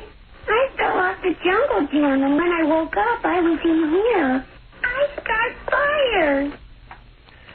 You don't have to start a fire. Just do me a favor, leave your name and number and a message, and I'll get back to you. Whoa. You don't have to start a fire. What? Just leave your name and message, and I'll get back to you. You don't have to start a fire. Isn't that cool? You don't have to start a fire. It's the I like. You don't have to start. You don't have to start a fire. You try to be like a cool guy there. I'm being goofy. Yeah, I don't know about that. I think you're trying to be cool. Oh man, I am cool. You're trying to be cool. I am cool. That reeks of a guy trying way too hard to be way too cool. It's over the edge. It's goofy. Answering message tells you a lot about a person's creativity and sort of where they're at. It was you have no creativity. Yeah. Okay. That's the lamest, worst thing I ever heard. But why would you understand it if it's a personal joke between me and my friend? Real personal when you go, you don't have to start a fire. I heard the girl on the tape goes, fire. No, that has nothing to do with it. You don't have to start Did you fire. Did you hear the first part of it? Who cares if nobody gets it? It's my machine. Nobody gets it. It's my, so you want everyone calling and going, what an idiot? This joke? Everyone has to be in on the joke? Who calls me but my friends? Yeah, so every one of your friends can tell what that joke is? 80%. Oh, I see. How come 80%. Gary can't tell what it is? Fred can't tell what it is. Jackie can't. Because, Robin. We they're can't. not my personal friends. Who's your personal friend? My friend Todd, my friend Adam, Todd. Julie, like everybody knows. Everyone gets that joke. Yes, and they crack up. do. And they crack up. Yes. And when you say you don't have to start a fire, that drives them wild. That has nothing to do with it. I see. They're all as dopey as you, is what you say. No. Okay. I guarantee you. I guarantee you, if any of your friends are listening, they call up, they'll tell me that they think that's the suckiest, lamest answering message in the world. I've had better. Yeah. Why bother? Why don't you work on your career? It's just an answer. You know how long that took me? How long? 30 seconds. Liar. 30 seconds. Liar. I queued it up on my VCR. Okay. I put my phone to the thing. You don't and have I did to it start in a one fire. take. You don't. And I like that. You know, like all of a sudden he's singing off the top of his head. I'm nonchalant. Yeah, right. Nonchalant. You don't have to start a fire. Sophisticated. Yeah. What do you have, a smoking jacket on? Urbane. Yeah, and a little pipe. When they hear this joke, they laugh. Every one of my friends loves this. I swear to God, they split his dick in his eyes. 80% of my friends. 80%. At least 80%. Julie and Adam, they all know. You're a goofball. All right, fine. God. I don't got like business people calling me. I don't got like business people. I got close friends who like to go on I my got my machine. personal friends calling. And they know the true sophisticated that I am. So, what are you in for? I moved here from Canada, and they think I'm slow, eh? Now, what are you in for? I moved from Canada. They think I'm small A. No, slow. Slow. My A. friend Todd is from Canada. Yeah. He speaks, A. Yeah. A. Of course, everyone from Canada And we says kid A. around that he's slow. It was on The Simpsons. I thought it was funny. For that one guy, Todd, you clogged up your whole goddamn machine. Yeah. And you sound like a total retard to everyone else. So and what? Julie doesn't understand it. Julie's the one who Julie suggested understands it. It was Julie's idea. Julie and retard. Put it on her answering machine. So, Julie's Yeah. not friends with Todd. I am. Yeah, right. I'm friends with Todd and I'm a retard. And when I woke up, I was in here. I got fired. What's that? You don't have to start a fire. You don't have to start a fire. You don't have Hey, to get in touch with Steve Gorillo, you don't have to start with a fire. You don't have to start. You can just talk right into this machine. Just call my cool Dick. machine. I'm beating Leave your Dick. name, number, and a message, and I'll get back to you. That's a Zegsy delivery. If I feel like it. Yeah. I'll give if you you're a lucky call. enough. If you're There's a lucky guy enough. who is loosening his tie. You don't have to start a fire. Yeah, you don't have to start a fire to get in touch with Steve Gorilla. Well, maybe you do. You just have to endure this stupid message. I'm going to ask you to tell me the truth. Yes. And if you lie to me, I may God will- strike you down. Absolutely. Don't answer right away. Okay. Tell me the truth, because your first answer is going to be 1. Okay? This is going to be his answer, 1. But think before you say it. How many takes did you do? Truth. The truth. The truth? The truth. 1. And you can call Julie right now. Yeah. She was there when I did it. Julie was there when I did it, dude. She inspired me. I want to set that machine on fire. You don't have to start a fire. I swear to God, I've done answer machines like that, messages before. It's taken me 6, 7 tries. I got that one on the first try. Wow. I swear on my life. Wow. I couldn't get May God that strike me down. One But take Grillo. Happy with this, huh? Yeah, great. I've got nothing better to do with my time, so. Yeah, I got no job, but I guess I might as well just make some answering messages. I'm going to the market on Todd humor. God thinks I'm funny. He thinks I'm hysterical. Because he's from Canada and they all say A. See? You know, they You say flow from there, but to him, I'm Gwig. And we tease him about being slow. Yeah, so he when he heard it, he thought it was funny. So you got to sit through that annoying The message. A part is the funny part. A. Yeah, what part of that clip is funny? Just the part with the dude from Canada. The rest I just left in. If you're a Simpsons fan, you would probably get a kick out of it. I live for the Simpsons. People who live for the Simpsons and Todd get it. Right. You have to be He personal, lives for and the Julie Simpsons. has to advise you. Hey, it's a personal joke. The Simpsons. It's only been there a week. Who's Julie, that new chick of yours? Yeah. Oh, the one from my movie? Yeah. Here, Gorilla picked up one of the girls in my movie. Yeah. He did something right. That's correct. That's unbelievable. Unbelievable. What? Ralph's on, everybody's best friend Ralph is on line 12. He said that the message before this one was even worse. Oh, really? Oh, I took a clip from, A Fish Called Wanda. Oh, yeah. And there was just one part where... He's trying to be like Ralph. I know I'm what's not going trying on. to be like Ralph. You I've been are. doing this since I got an answering machine. Yeah, sure. Please. You're trying to be like When Ralph. did you get an answering machine? Before? When I moved out of my house. That was 2.5 years ago. Yeah, 2.5 years ago I moved out. Ralph's your hero. First, I like Ralph a lot. Yeah. You're trying to be like Ralph. If I was trying to be like Ralph, I'd dye my hair all weird colors if I had any. If you had one, you would do it. You would. What was his message before?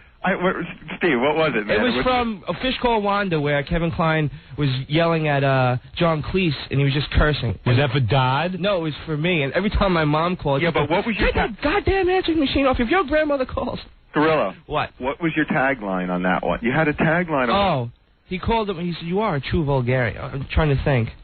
And it was something like, "You don't have to be a Vulgarian. Leave a message." Oh, it's the same thing each time. Yeah. No, you know what? I just happened to do it that time, and this time I carried you over. don't have to be a Vulgarian to get I through. have a team. A team. I have a team. Oh, apologize. It ended it. Now apologize, you F-face, and then...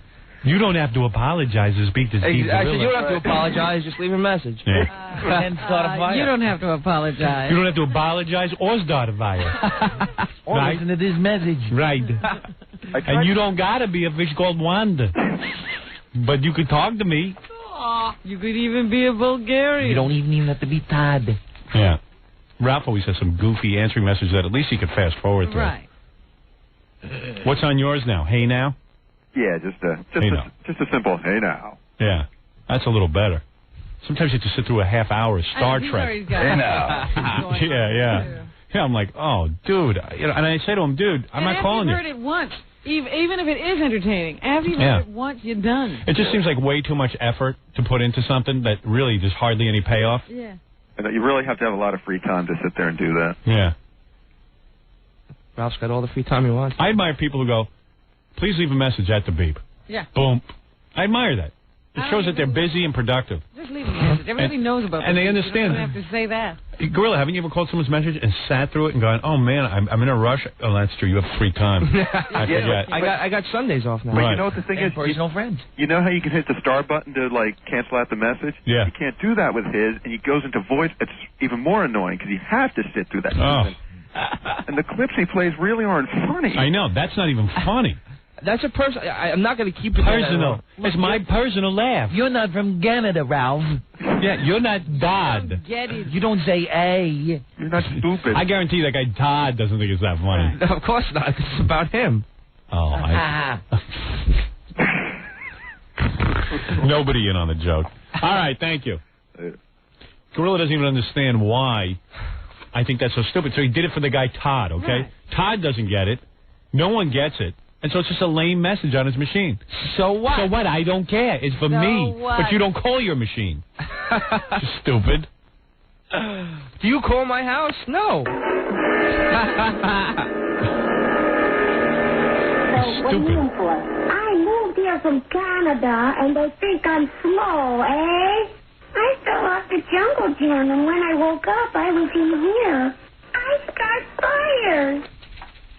You don't have to start a fire. Just do it. Name, number, and a message. What's up, Doc? That's the best. First of all, and that Simpsons is horrible. No, I'm sorry. It's the best show on TV next to yours. Only dimwits like the Simpsons. Not you know, true. The biggest dimwit on the planet, Tom Chiasano, tapes every one. You're kidding. No, and he gave me. Because I was going to say, Oh, look at you! You got a 98 IQ. So it doesn't make a difference. I still get. I like Goddoons. It's highbrow. You read comic books. I like Goddoons. He sits around writing scripts for them. Oh yeah, right. Really bad scripts that even the Simpsons rejects. Have you sent them your script? You've never. Have you sent them your script? No. He always says so. I have a great idea for the Simpsons. Well, why don't you send it to him? Why are you writing these ideas? They don't Sure they do. get any unsolicited material. How do you know? Did you call and No, ask? I've asked a lot of people. Who'd you ask? Gary? Writers, people I know that write. Yes. Why don't you call them and tell them that you're a young writer and you've come up with a script and would they please read it? Rejection. Rate rejection. So he just sits and writes scripts nobody will ever see. So why write the script? I don't get it. It's like the answering machine. Why put it on there if nobody gets it? You know, one day we were driving out to the airport. We were going to Los Angeles, and I was telling, remember my friend Danny that worked on our Fox shows? Yeah. He's a big time writer. Yeah. I was telling him about that, and Steve, he just looked at me and he goes, dude, I know you're going to think I'm crazy. I know I could write for The Simpsons. Gorilla said that? Yeah, he says, I know I could. So why don't you do it? Fear. Fear? He's afraid of being successful. Fear? Fear of rejection? Todd might But not if you like it. know you can write for The Simpsons, what's the fear? Fear of rejection. You should be sure of rejection. He's going to get it. Why would he want to be a writer if he could be fetching food for someone? Right. He didn't. Something made him sit down and write to us, but he won't write to The Simpsons. It was a burning which he lives desire. for. Yeah, why you had no fear of rejection for us? Because you guys are wallpaper for the wounded. That's all. Wallpaper for the I wounded. tried to rewrite it. It didn't work. And You're wallpaper, flypaper. maybe if I put my Simpsons script on my answering machine and tell them to call, maybe they'll like it. Where are your Simpsons scripts? Do you have them? Actually, they're probably at my friend's house. With Dodd? No.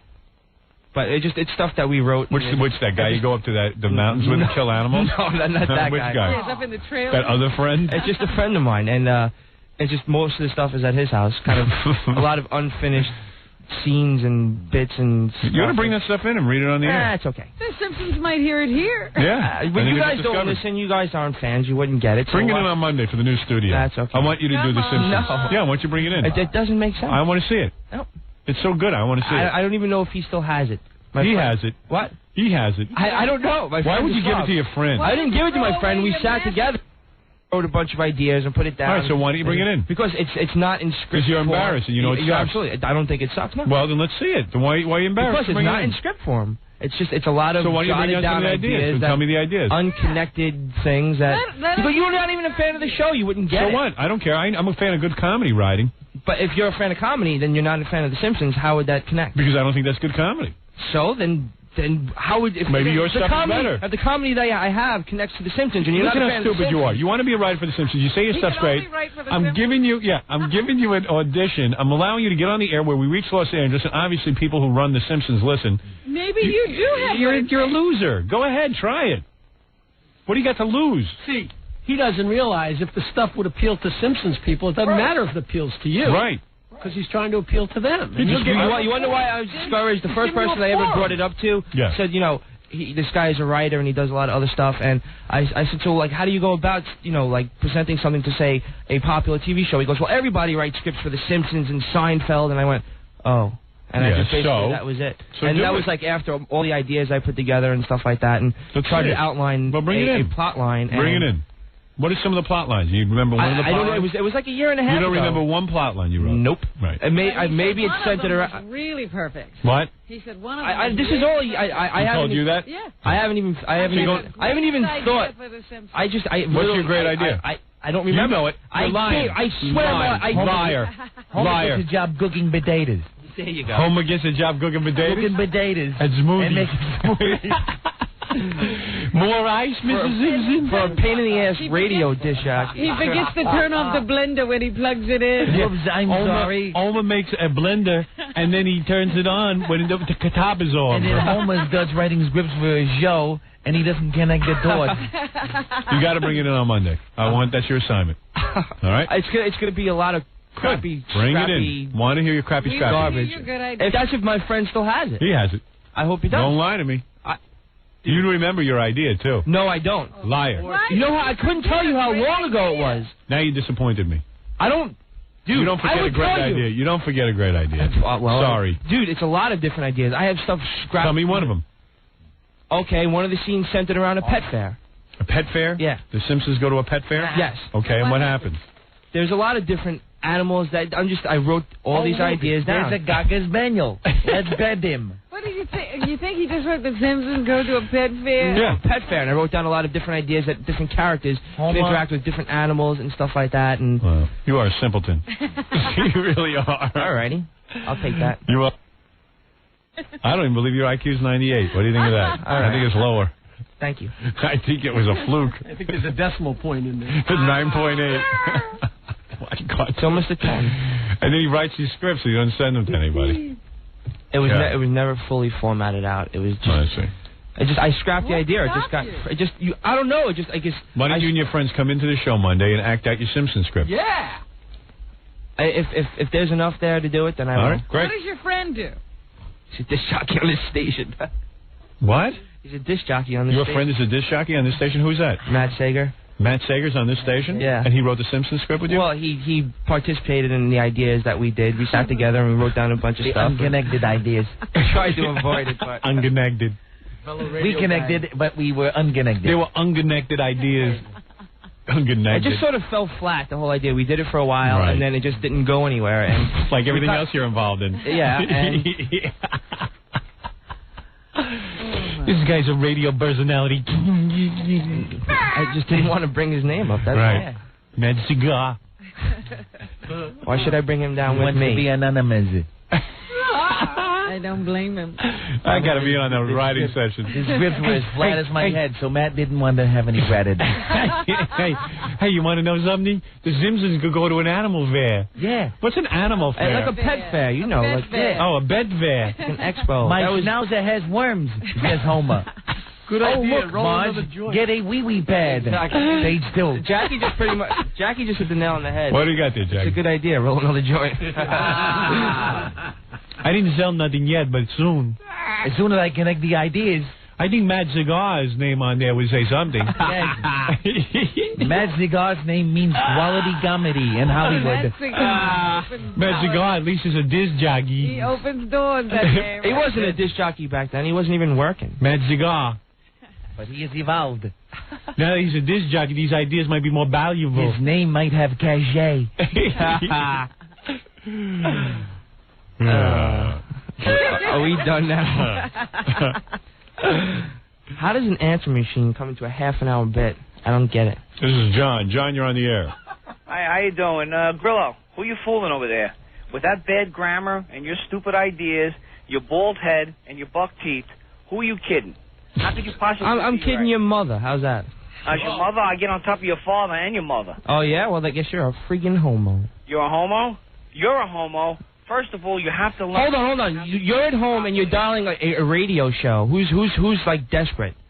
Desperate. I'm desperate? Yeah. I make more money than you do in a month. Who's desperate? Everybody makes more money than I do in a month. Yeah, jackass. So you watch The Simpsons, so now you're a professional writer. Police with no handle. Would you like to be a collaborator? What about you and Mad Cigar? With metaphor. Who are you kidding? Hey, stop bigging on me. You could be a collaborator. Slow That's down. right, I'm a Police collaborator. without their handles. That's a good one. I'm First going to you're put an that in the Homer script. First you're an actor. Yeah. Okay. Now you're a writer. What do you do? I'm an electrical engineer. Oh, an electric... Oh, okay. That's right. Okay, so why don't you able and shove it right up They're there? gonna What are you going to do about that? They're gonna name a they're gonna name I'm a watching highway the- after you, I-98. Okay, because of your IQ. stupidity. Oh, okay. You know, it's funny. Down police. I'm watching Gorilla like trying to come back with a comeback, and I watch him thinking. The wheels are turning. The smoke I is can't coming do out. it here because I know you're looking at me. I know you can't because you don't know how to It's so articulate. funny. What do you do for it? I'm an electrical engineer. Oh. Oh. Oh, go to the So electrical what do you want engineer to do? You joke. want to compare which you broken down police with no handles? All right, thank you, All right, John. thank you, sir. All right, Mike, you're on the air. Yeah? Yes. Gorilla's a big dork. He's misrepresenting you. What do you mean? Oh, he does these shows at night. He comes to Tequila Joe's, who's supposed to be representing you. Instead of hanging out with the crowd and everything, all he does is comes up, tells a couple of stupid jokes, throws a couple of CDs out to the crowd, and then goes back on the dance floor with a bunch of would-be followers. What are you talking about? Do you appear where this guy's saying? I've done an appearance for K-Rock at Tequila Joe's, and there have been... Tequila. Oh, let me tell you something. You were up on stage for 2 minutes. And guess what? I'm doing what they asked me to do, sir. Who's his kid's name? What do you do? Somebody gets it right. What do you do? You tell jokes? I don't tell jokes. K-Rock had me go and do an appearance there. And Did anybody tape this? You've taped my appearances before. Really? I do really good at it. What do you do? Will you get up and say what? It depends. I'll go up there and I introduce myself as Steve Grillo from the Howard Stern Show. I'm not supposed to say anything. You're sitting there drinking at a bar. Why do you want to listen to me? I give out some free CDs. I'm in the pit waiting for you to come out so I can knock you on your ass. So go ahead and do that, you jackass. What do you do for a living? I like when Steve stops himself, you know. Why? Because I'm going to curse. That's you have nothing why. to say. No, I'm going to curse. Gorilla? You mean you can't talk Okay. without cursing? No, it's really hard. Oh, that's a sign of low IQ. There you go. You can't talk without You barely cursing. passed that test. You got lucky. Going to Puerto Rico. You're lucky. Going to Puerto Rico. You're lucky. See you in You're Puerto Downey. Rico, pal. You're one step above a Downey. What do you do? What do you do on stage? What do you do? You just I just go up, I introduce myself, I just blah, blah, blah. And K-Rock wants me to give out, like, CDs and concert What was tickets. Jackie's first tape? Somebody gets her. No, I never said that. I never said that. Sometimes, but I do whatever K-Rock wants me to do. If they want me to give out CDs, maybe. I can't hear this guy. What, do you want to listen to me? You're looking at me, or do you want to hear this him? guy. The guy's lying. What do you say? Instead of hanging out with the rock and roll crowd downstairs, he throws a few CDs out. And he goes upstairs with the disco crowd hanging out on a dance floor. Right. Okay. Okay. All right. Yeah. Well, I'm learning a lot about you. What else you want to know? Jay, you're on the air. Listen to me. This is the guy even if he does pass and he says he could do this, when he goes to Puerto Rico, we're gonna tear him a new hole. What? What happened? How did the people turn on Grillo like that? You're not a popular figure, are you, Grillo? That's okay. When is he going to Puerto Rico? When are you going? I'm going next week. When? Monday. When Monday? What time you going to Monday? I'm going at 8 o'clock in the morning. And how long are you going to be there? For a whole week? 10 days. 10 days for a whole day? Yep. And where you staying at? I'll just give out the address. Huh? I'll just give out the address. Well, why don't you say that? You're staying in the Condado. I'm going to find you. Okay. You're right. That's exactly where I'm staying. Wait, I don't understand that, though. What's there to understand? How a dope like you can win a trip to PR. I don't understand it. What's the matter with you? All right, you had enough abuse today. Dope like you. What an audience. Man. Dope like you. Well, listen, I love you. Why, thank you. That's all I can. I just think your answering message is goofy. Big deal. You don't have this daughter, Vaya.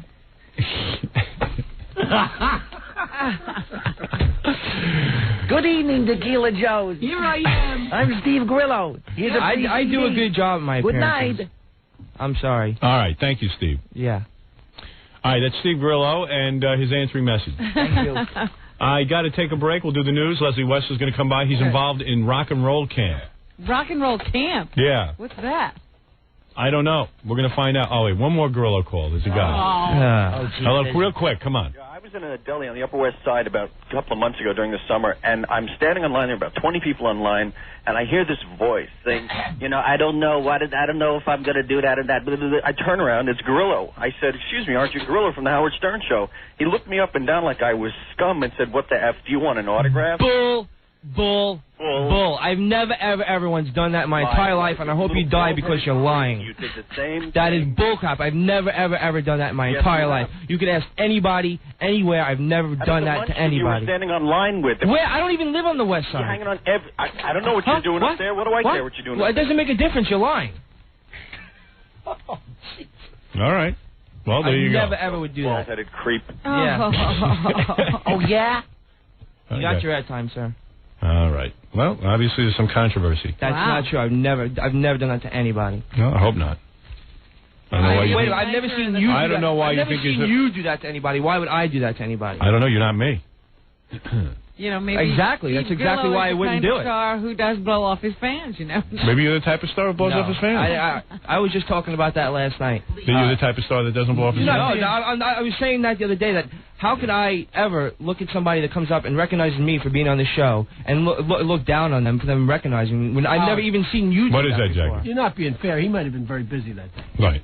You might have been fair and you didn't have time for your fans. Yeah, could have been. I don't have fans. Yeah. You have fans. He has time, I'm sure. I'm sure when you're relaxed, you have plenty of time for your fans. I would it never, could have been that you were in a rush that day trying to get a sandwich. If I was in the biggest rush of my life and someone said that to me, I would never You might have turn had a around and script do that. idea to get to race home and write down. For The Simpsons. Yeah. That's true. I could interrupt with a great thought, yeah. No autographs. You're pushing the ideas out of my head. Not now. Not now. Yes, Joe, you're on the air. Hi, Howard. How you doing? I'd like to agree with the other callers, Howard. Grillo is a real knucklehead, to say the least. Why do you say that? Be fair. Well, when I'm a big fan of the show, and I call there from time to time for things. And when I get him on the phone, he's like he doesn't help, and he really got a negative attitude, and he's just downright nasty to people. That's not true at all. All right. And I'm not lying. What does he say to you?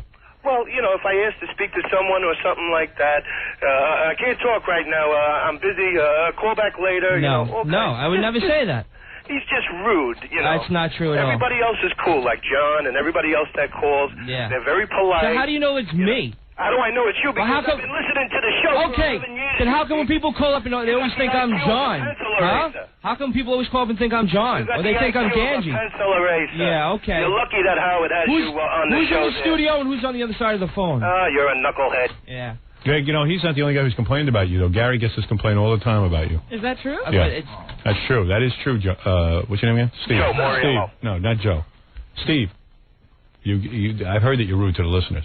Ask Gary. Gary, you get this complaint all the time?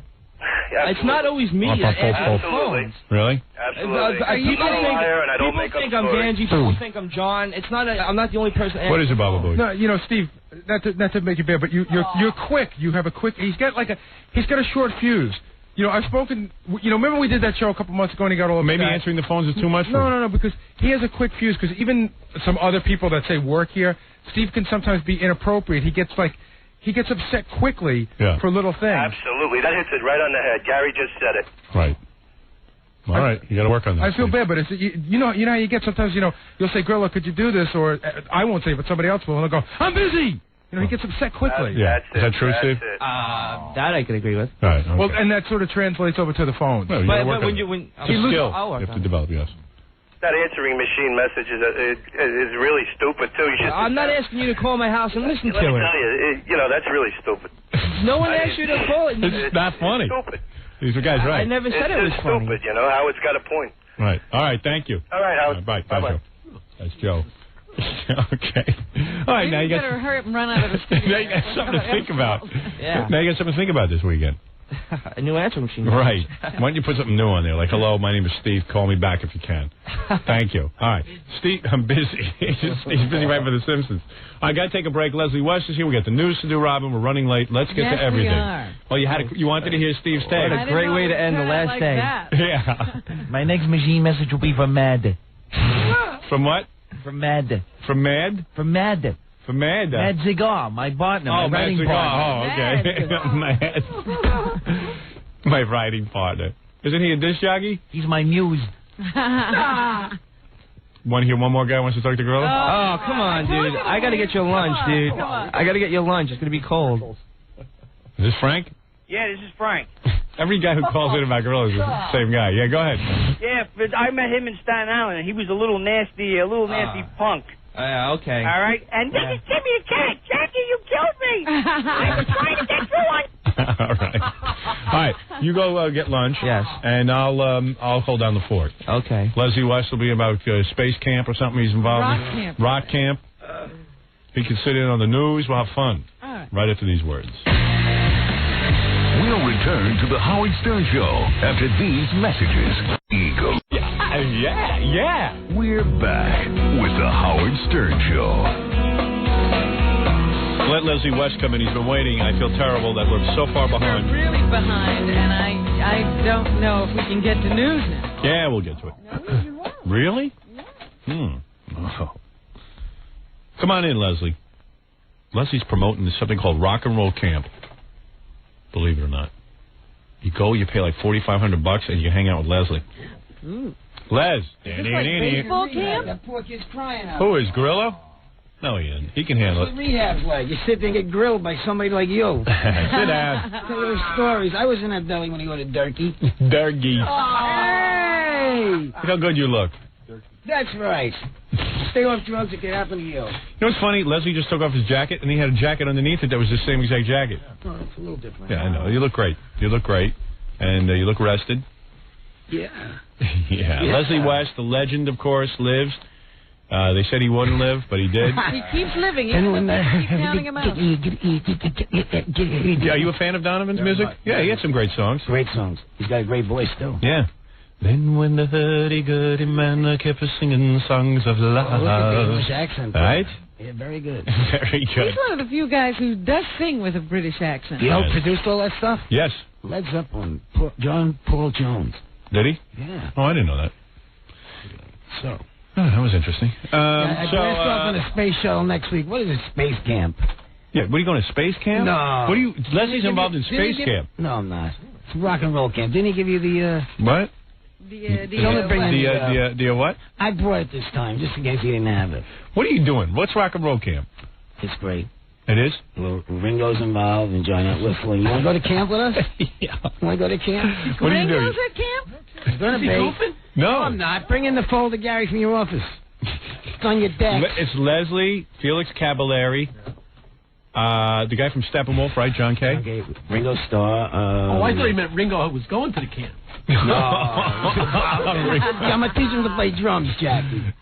Ringo's a camper. This is some weird camp thing. No, you go there, and those no guys... drugs allowed in this camp. Yeah, and those guys sit around, and they like get high with you, I guess. No, that's not what the No? What do you do? They have one of the activities in the brochure. Yeah, no, but what it is they'll sit around... What is Rock and Roll Camp? They sit around and help you write songs. Let me tell is you that what. right? Yeah. Here's what it is. That's a good idea. Ringo's going to help you write a song? He couldn't help the Beatles. He's not going to help you, Ron. In fact, he told me he didn't like you, never liked you. He wants nothing to do with you. I'll tell you what it really is all about. It's like you know. I do know. You do? Yeah. How much you getting paid? Not bad. Really? Yeah. So where's the camp? Hollywood, South Beach in Miami, Oh, Atlanta, nice. and in the summer in New York. It's awfully spread out. Yeah, well, it won't be every day, Robert. It's like you go on different trips. There's planes invented now for that. So what do you mean? Like in Miami? There's 2 1-week sessions in every city. Yeah, and all the rock stars go there and they hang out. Well, and they get to do checks. There's writing. Yeah. Can you bring that folder in? Sure. Thanks. Take your time, guys. Just Show's 20 over minutes. already. You see how you ask for something and it takes an hour? Now you No, they're in there. They're still taking gorilla messages on the computer. But what do you think of this, Rob? You go there and then like guys like Leslie West help you write songs. Well, I'm not going to do that. I'm going to. What are you going to do? Show people how to play the guitar? You show them how to shoot up. That's what I do. Do you really? You show them how to play guitar? I hope so. Really? Yeah. So any guys who are like heavily into guitar? Well, you can be in guitar. There's a lot of COs that signed up for this. COs? What's that? CEOs? CEOs. Yeah. You know, heads of companies. Why? Because they I don't want to be know. a rock Because they got star. hard-ons for rock stars. Oh, okay. Let's see. Let me see this. David Fishoff, Ringo's... what do you want me to read this? No, just look at it. Look at that. There's Mick Jones and Lou Gramm from Foreigner. Yeah, wow. And John Entwistle.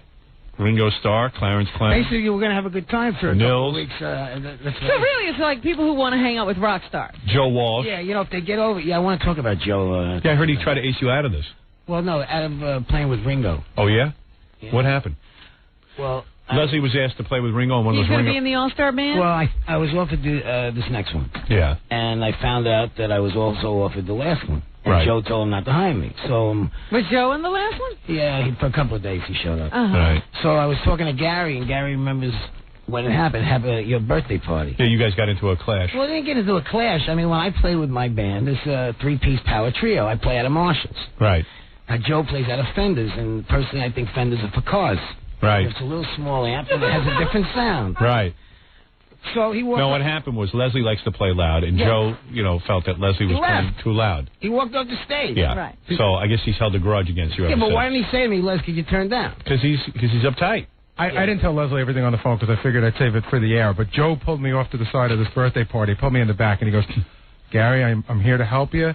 I am not getting on the stage with that guy anymore. And I go, what's the problem? He goes, that What, friggin' I amp you ash bought. or something? He goes, Leslie's forever playing Woodstock. He goes, with that loud amp. He goes, look at the size of this room and look at that amp. Excuse me, he's in the Eagles, which is a quiet group now. Right. You were in a metal band. Tone down for his ass. Right. And I'll tell you something. If he would have asked me to turn down, You wouldn't have. Yes, I would have. Because there was 7 guys on the stage, and Right. that's a different situation than a power trio. Right.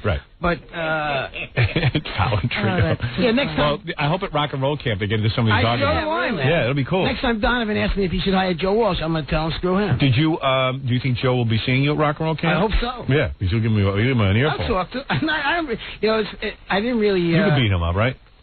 No, I have somebody else do it. Right. I'll dirty my hands. Yeah. No, but I love. You Joe. do love to play loud. Listen, you remember we did your Fox pilots? Yes. Joe was one of the first guests. Yes. And he showed up with a Stratocaster, and he had his roadie go out and rent him a Les Paul. Right. Because I was playing a Les Paul. Right. And he had the same bits then. You see how rock stars are? What is wrong? You with always tell Who me could turn even up. Notice? Listen to me. I think you sound great. I have no beef with how you play. That's who I judge everything by. But you were too loud on those Fox shows, I'll tell you that. No. Well, listen. No, Leslie's a great guitar player, and Joe is a great guitar player, and I think the two of them can't stay in the room together because there's a rivalry. There's a rivalry. Listen, there. you yourself. The battle of the band. You said Fox had enough power wattage that a CB radio couldn't handle, so I played loud. Right. So no, you did great. You did great, and you were a great band leader. And so Joe is a great guitarist. I have no idea why the two of you. I didn't know this even existed. Me neither. So. Well, I did know. I just forgot about it. You didn't know it existed, Leslie? No. You didn't know that's why Joe left? No, I thought he left because he no, was something. he left because he was upset you were playing too loud. Well, that's you didn't childish. Know that? Yeah, I mean, what is that? I'm not playing. I'm taking my ball and getting the hell out of here. I know. He said he had told you to lower your... He told me nothing. He showed up late. What do you You two always have something going on. I remember even at the Fox show, Robert, just you sit there were running around telling stories on Joe Walsh that day. Don't you remember? I was crying that day because he was so drunk. I said, what happened? You're not going to believe this. Leslie, I hired Leslie to be my band leader on my Fox pilots. Yes. Next thing I know, Leslie comes out, and Leslie is sobbing. And Leslie's a big guy. You know what I mean? It's not like some young boy. Yeah. So Leslie comes out, and Leslie's like, and then I think he's kidding me, and I see tears, and he goes, Howard, Joe is so high. I go, yeah. I didn't say that. I said he's drunk. Yeah, he's so drunk. I go, so what's the matter, Leslie? He goes, I'm crying because Joe's drunk. I didn't even know why you were crying because he wasn't playing like he could play. He was yeah, but sloppy. Oh, please. Oh, he was so hysterical that day. I mean, you love that. Yeah, you but love this I mean, you were insane. I used to love the way he played. Oh my! It hurt me to see that. Leslie's a bigger yenta than Cindy Adams. Absolutely, because he came. You know, there was a rehearsal. Take a bite out of my head. What are you, Cindy Adams? He's a yenta. I guess we were going to do Joey's something daughter? later. What? And Leslie the whole day. Joe'll never make it. He'll never make it. Meanwhile, Joe got up and made it. He did fine. Look, he sent the roadie out for vodka. I didn't think the roadie was going to make it. He got fired. Those were the days. That was fun, those pilots. No, they weren't. And then Joe passed out on set. Right, yeah. And you love that. Didn't he get stuck in a stairwell at some point? Nobody knew where he was. Well, he had that trombone that day. What happened is he insisted on a limo. We were about a half hour away from shooting. Joe gets in a limo and has to go buy new instruments. He goes out and buys a jug, and he buys a trombone. He never played a trombone in his life. He came on our show. He was a guest first, then he was going to play. He sat down with the trombone. He blew into it a few times and passed out in the back. and we planted it like a plant. We just had him sitting on the set, passed out. I went to look for him. I saw him sitting in a room, like all by himself. Yeah. I have to admit, it looked. What happened here? It was great. 5 shows, and we never let Steve Rossi utter one word. Kept him quiet, bottled up. Oh, boy. Yeah, it was fun. That was great. Yeah. It was good and fun. I blew it when Cindy Adams was the guest. You know, they all told me, Leslie, shut up. Don't tell Howard who the guests are. Yeah. And I'm in the room, so they asked me to let Cindy have my dressing room. Yeah. So the first thing I see you in the hallway, I said, God damn that Cindy. I had to give her my dressing room. And everybody's looking at me, what the hell did you tell her? No, I said Cindy Did you Lauper, really? not Cindy Adams. Oh, good, because I don't remember you blowing that one. Oh, I do. Maybe everything else. So anyway, Leslie West is here to tell us that there's a rock and roll camp. Okay. I really think, I'm looking forward to this. How do I sign up? 4,500? I think something like that. Yeah, and then what do I get for the whole week? I get to be with you? Do you get all of They're these? great hotels. In fact, And what do you do there, like rock and roll camp? Seriously? there's Ping pong? No. Are there jam sessions? There's jam sessions. Can you get high with classes. it? Is it co-ed? I'm going to make sure there's enough grass for you. Is it co-ed? Anybody, Howard. Yeah, they say when Hank the drunk dwarf is going to sign up, I think. Is he? Yeah. They say when you're done, Howard, that you should be able to leave the camp with a cassette tape, the quality of that you can bring to any record company. Really? You're going to get a recording star. No. Not Oleo record. Only playing on the show. Hey, Howard. Yeah. On our line, I think it's line 12 is Dominic. Yeah. You know, Dominic wants to tell a story about Leslie's divorce that won't be anything, bad. Hey, but it's very about funny. my divorce. Leslie did something very bizarre. Dominic. Let him tell me first before he goes in. What's the story? The best Leslie West story of all is while I'm representing her for divorce. Yeah. And we're sitting at the table negotiating the settlement. And everyone's talking, and the other lawyer disagrees with something. Leslie goes over the table and flips the lawyer. And what? He throws the lawyer to the ground.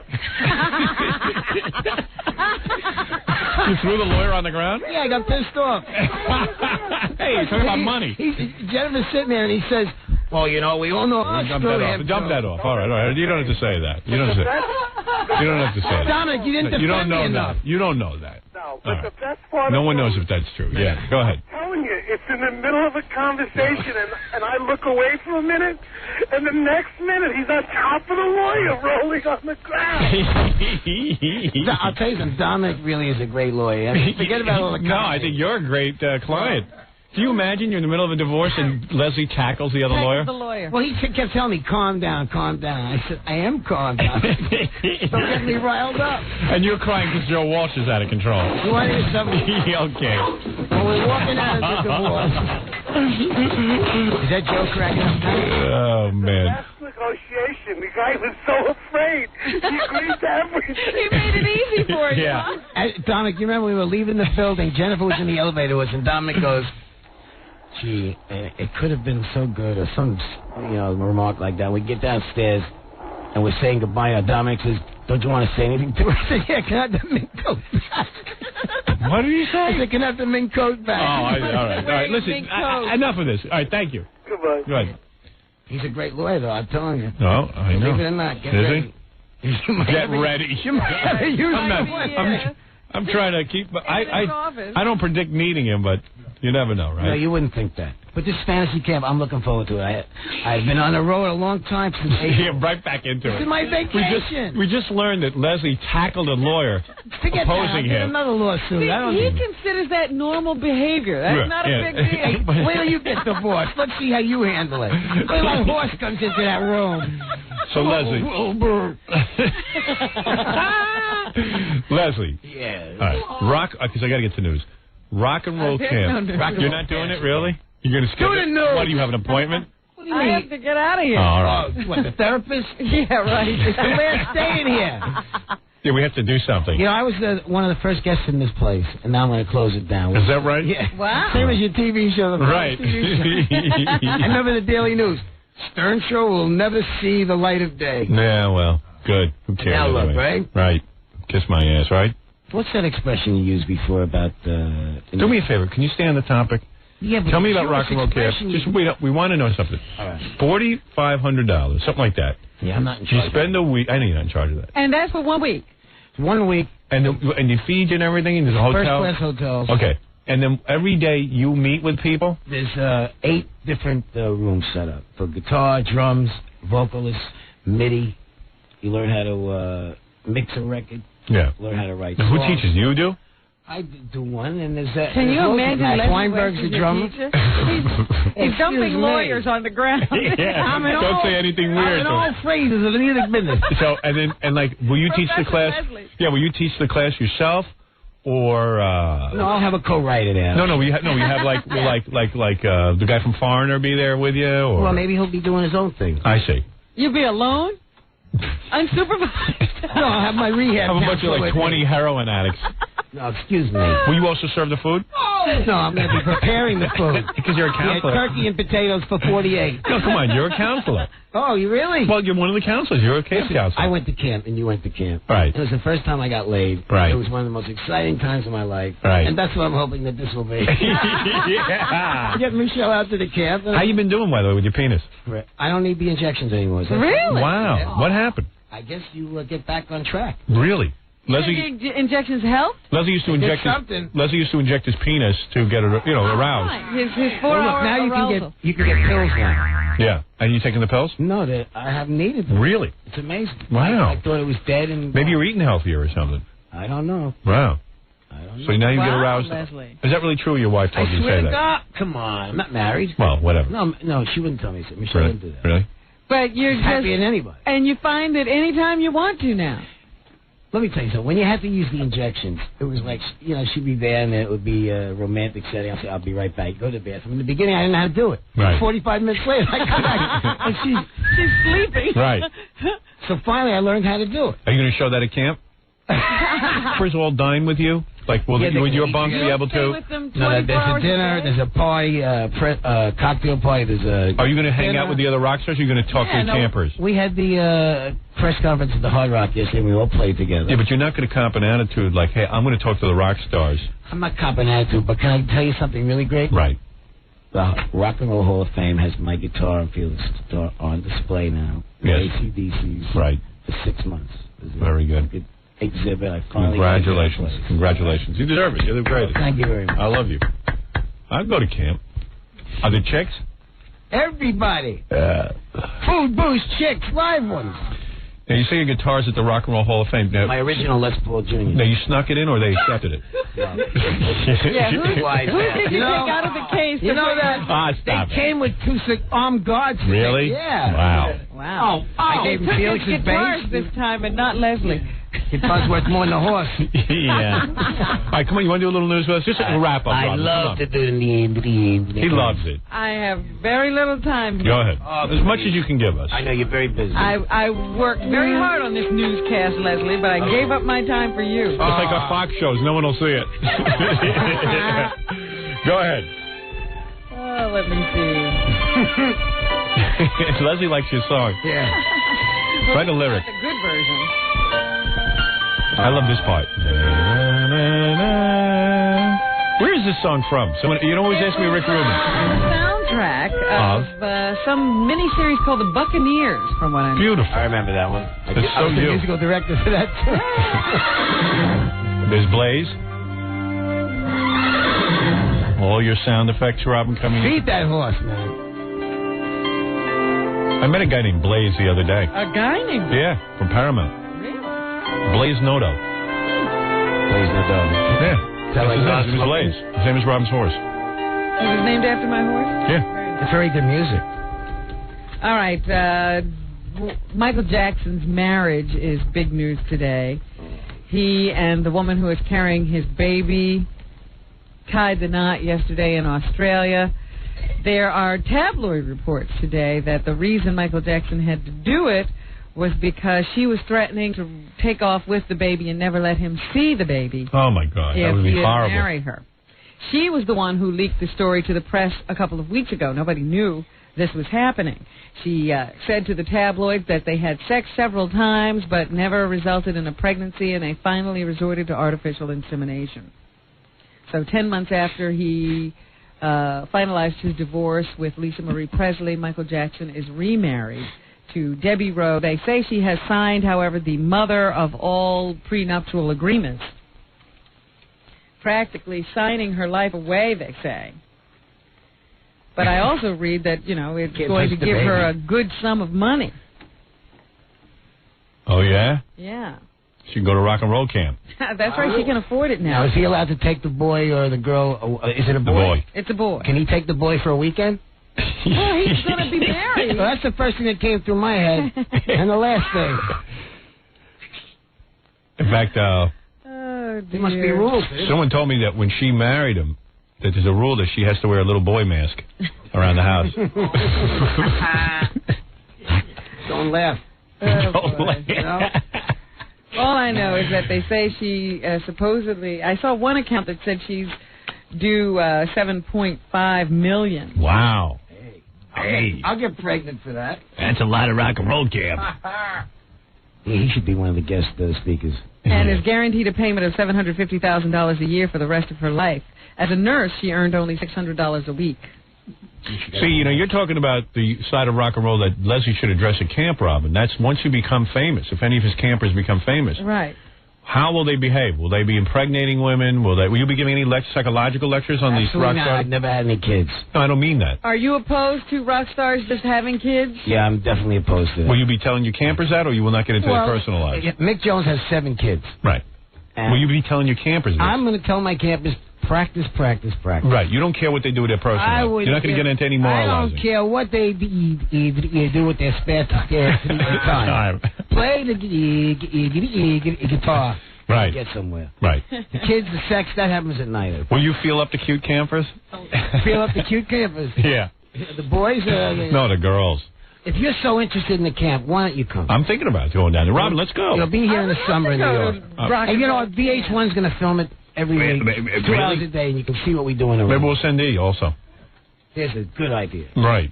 Okay. Here's something. Alcoholics and intravenous drug users This is for Leslie. will no longer be first in line for liver transplants. There are some new rules. So people we know, like Larry Hagman and Papa John, David Phillips, Crosby. and David Crosby, and Robert Mickey Downey Mantle Jr. even. would not have gotten Jackie. their liver transplant under these new regulations. Interesting. I agree with that. We talked about this at the time, that it seemed that they got bumped right up to the front of the list. They are now they're going to change these new rules, go into effect in January, and they say the reason for the new rules is to make sure that the patient has a viable chance of a long life. Right. And not just, somebody like Mickey Mantle who will go in, get a liver, and die in a couple of months. Right. So anyway, and they were, I guess, a little bit forced into this by the backlash because of so many celebrities moving up the line who had ruined their livers through drugs and alcohol. Right. It's not right. So new regulations. Just remember that when you're shooting up, you may not be able to get a liver. Jackie's upset. Because Jackie's going to need a new liver. I think Jackie looks great, by the way. You do? I've never seen his face before. Oh. For what? His face is thin for a while. Homo. He used to lose all that weight, and you still saw remnants of a fat slob, but now... He looks good. Yeah, he does. He's tightened up, huh? Let me see. He's a little ill, but he says he looks good. Homo kid. What else is in the news, Rob? Well, we had a couple of those incidents where, people started shooting for God knows what reasons. A fatigue-clad gunman reportedly shot from the rooftop in a residential area of Santa Ana, California. He was shot and killed by police yesterday afternoon after shooting at the police. You know why he was upset? What? He couldn't get his money back from rock and roll camp. He was dressed in camouflage, and when the police called out to him on the rooftop, he started shooting at the police. So, as several reporters can attest, according to the police, after additional shots were fired, they fired on him, and he was killed. We're shooting at Ringo.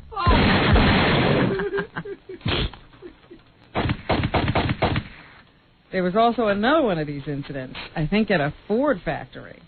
Wow. If I could only find the story. Take your time. Oh, thank you, Leslie. That's very Save it for when we move to the new studio.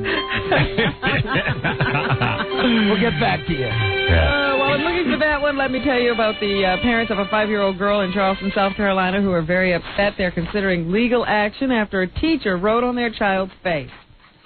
They say their daughter, who is black, came home crying after her white teacher wrote, "Where are my glasses?" across her face. What's wrong with that? Doctors have told them that it will take several weeks for the ink to wear off. What kind of ink was it?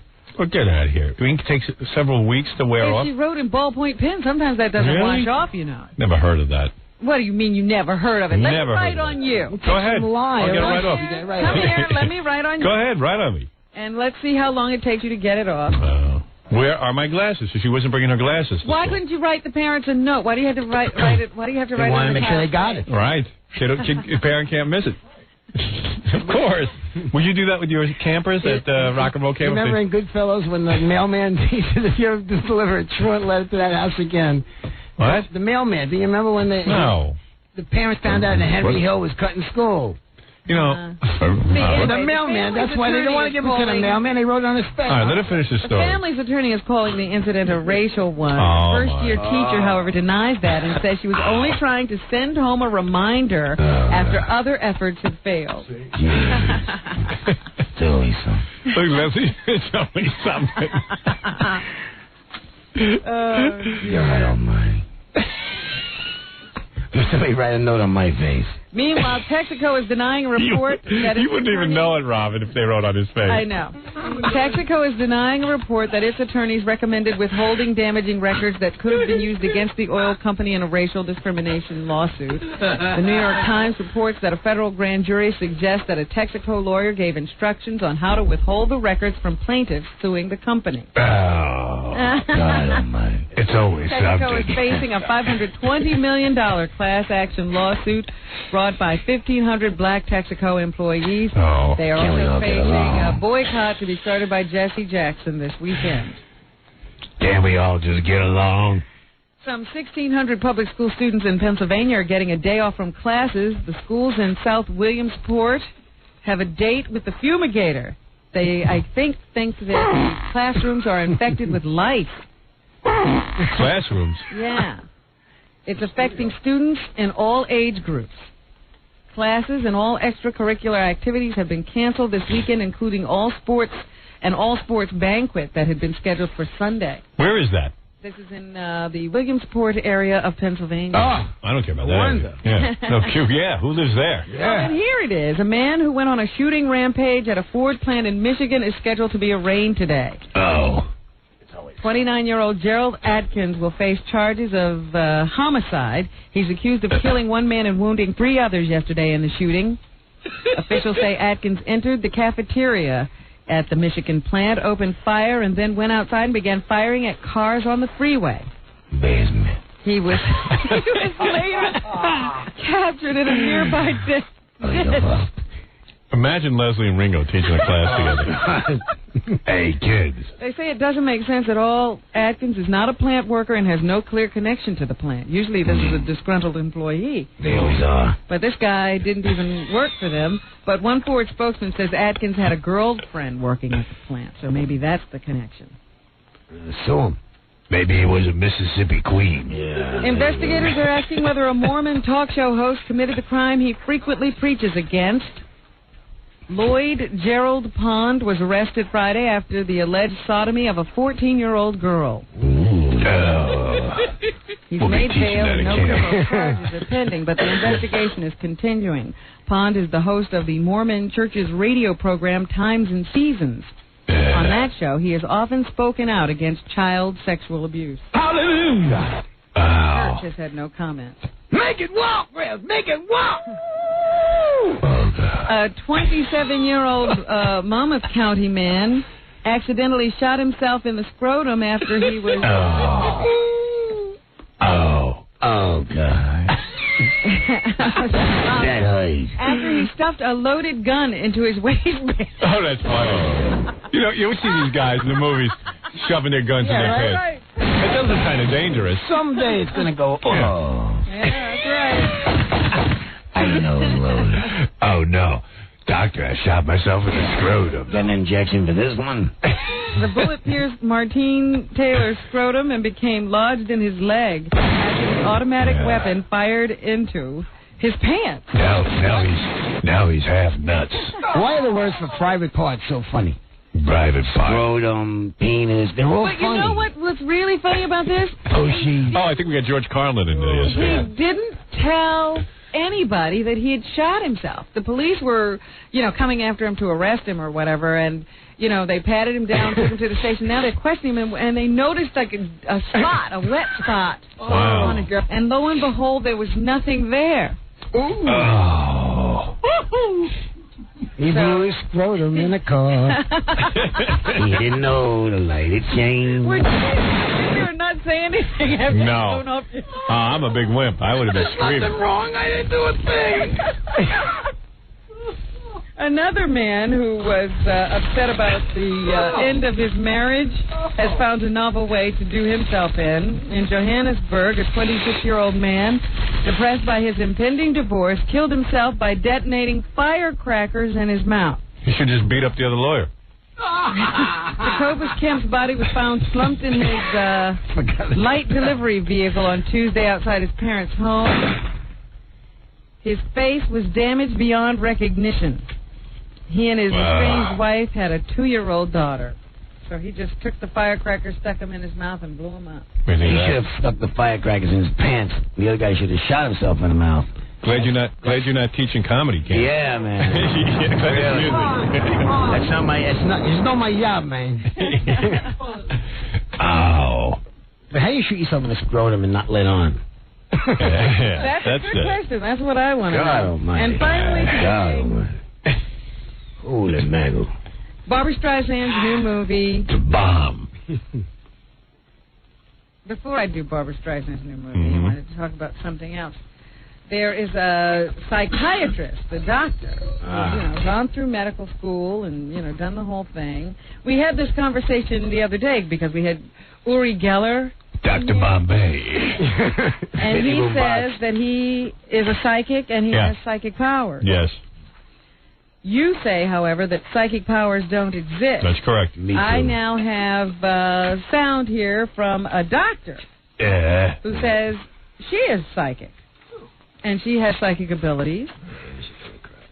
What was that, Leslie? Stop whispering. The psychic ability. Leslie's doing comedy. They're just chiming in. All right. So anyway, she was asked, she's written a book. Her name is Dr. Judith Orloff. Yeah. And she's finally come out and said, I have psychic abilities and I use them in my practice. Yeah. And so people are asking her, is there proof of psychic power? As time goes by, that we'll be able to have very linear proof, hard science, to back up a lot of the perceptions that are going on now psychically. But now it's really not a hard science. So the answer is no. No, but she does say that this actually exists. She's an assistant professor of psychiatry at UCLA. Big She's deal. not a charlatan, and she tells us how to spot frauds. Let's who are see her in do it. psychic business. If somebody charges exorbitant fees, run in the opposite direction. Oh, I see. And if somebody Charge a small tries to fee. hook you in with any kind of control and manipulation and wants you to keep coming back and get you hooked in terms of asking questions about your life, rather than reflecting back your own power and your own abilities, your own power. run in the opposite direction. Oh, okay. You know what? I'll run in the opposite direction, Doctor, if I see you. She also says that anyone can have these psychic powers. Even May, Leslie West. No, not Leslie. So she's saying basically if somebody charges 25 cents to predict your future, you should go right just go in. in small doses. You could be any age. It doesn't make any difference. I've worked with people in their 80s who have come to me wanting to develop their psychic abilities. Yes. And as long as the willingness is The there willingness. and the ability to The willingness to suspend waste your time. disbelief just for at least a few moments Stop being so while you're doing it, the sky is the limit, really, in terms of what people can achieve. I would like to teach some 80-year-olds psychic abilities. I wouldn't charge them that much. Just like $4,500 a session. Do you believe in psychic abilities, Rob? Robin sounds like she Yes. She sounds like she's a believer. Yeah. I want proof positive. You'll need proof, huh, Leslie? I'd like to know if I would grow up to be fat. Somebody You could could predict go up to that. Leslie with a bunch of pills in your hand that he could not recognize and say, hey, Oh, I can take a couple recognize of them. these and they'll make you high. He would take them. That's not true. And he doesn't want to believe in psychic ability. That's not true. I will not take any pill that somebody offers me. Oh, Leslie. That's today. No, I'm not. It's yesterday, too. Really? I wanted examination. I wanted clinical analysis of those Right. pills before. You were always careful before That's you, right. before you took a lot of pills. That's right. Prescribed by a doctor. You had every pill you ever took analyzed? I wasn't into pills. All right. He shot up. No, that's not true either. What'd you do? Snort it? I used the syringe. Yeah. You used a And you syringe. had all that stuff analyzed. I certainly did. What'd you do? Skin pop? What? Yes. You want to hear it again? Yeah. Okay. Yes, I skin popped for 6 months. Oh, big deal. And see, it was nothing. Nothing. Nothing. Hey, you took enema. But I'm here to tell you. You took cocaine enema. I tell you, coffee enema. Yeah. Leslie may have his rock and roll camp, but Barbara Streisand has a movie coming Oh, out. we shouldn't ignore ugly That's camp. right. Ugly camp. It's like somebody hit it with a pitchfork. The mirror has two faces. And Barbara said, here's what she was going for. This is what this movie is all about. I was going for a film that made my nose look smaller. What I was trying to say is beauty is in the heart of the beholder rather than the eye of the beholder. And, you might be attracted to someone who is externally beautiful, but if they're not beautiful in spirit, if they're not generous of spirit, if they don't have character, if they don't have soul, the beauty is going to fade quickly. Police. Is that why the camera was so It's far only away? on one side of her head, face? all Yeah. that stuff. And I forget what she's talking about here. I think this is she challenged herself. I just like to hear her talk. She challenged herself with this. Yeah, she's full of herself. I set myself a certain challenge on this movie because Yentl took 5 years of my life. Oh, And robbed her. 2.5 years. Prince of Tides took about 3.5 years. You know what she could have done for those 5 years? I got a face job. Challenge myself to do movies in less time. I figured a year is enough time to spend on a movie. Oh, she's great. I don't care. So I guess she managed to do that. She did this movie in a year. You know what her next project is? She's going to teach herself to play ping pong against herself. What do you see? A real challenge. She's a master of her craft. Right. And of course, we must end with a clip of Yentl. The Mirror Has Two Faces. Oh, hi. I saw you pass by. Yeah, I was just passing by. I'm sorry about calling you tonight. I hope I didn't disturb you. So, are we all for Saturday night? Sure. Good. I'm looking forward to it. Well, I'll see. I bet she has nose hairs as thick as twine. Oh,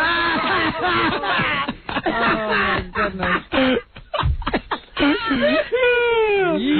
Hey, this is a great job. Oh, she's beautiful.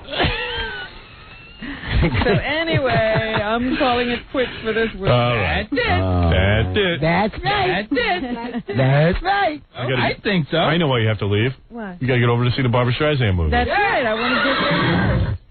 You don't want to miss it. Beat the crowd. Go see my boy Ivan's Space Jam movie. Got good reviews. That's right. It's I also looked at opening that. today. You looked over there? Very good reviews. Good reviews. Great. Great, yeah. We're warming up for you, man. That's right, man. Get ready. Get ready to rock. Rock and Roll Camp, Leslie West. Yes. If you want to join, let me. Is there a number or something? It certainly is. I gave it to you. Yeah, well, nobody gives me anything. No, nobody gives I'm embarrassed. Here you go. Let me see that. What's the CD you giving me? Here, it's on the internet. Here, on the bottom. What's on the internet? Right there. Give the... 1888 Camp Rock. And you can hang out with Leslie and a lot of rock stars. Sure. And annoy them for the week. Yeah. And they got to talk to you because you pay them. Yes. Yeah. Or they're on the web at camprock.com. And evidently there's one in West Hollywood, Miami Beach, Atlanta, and New York. Oh, in New York. Where in New York? The hotel you want to know? No. It's, I'll tell you the dates. July 14th and July 20th, and July 21st and July 27th. Oh. There's some time for your summer vacation. Then we may be able to go. You might still be on the air. Jeez, I can't believe I'm still sick. Well, you'll get well this weekend, Hal. See, if you smoke pot, you'd be healthy. I know. I got to go back to that.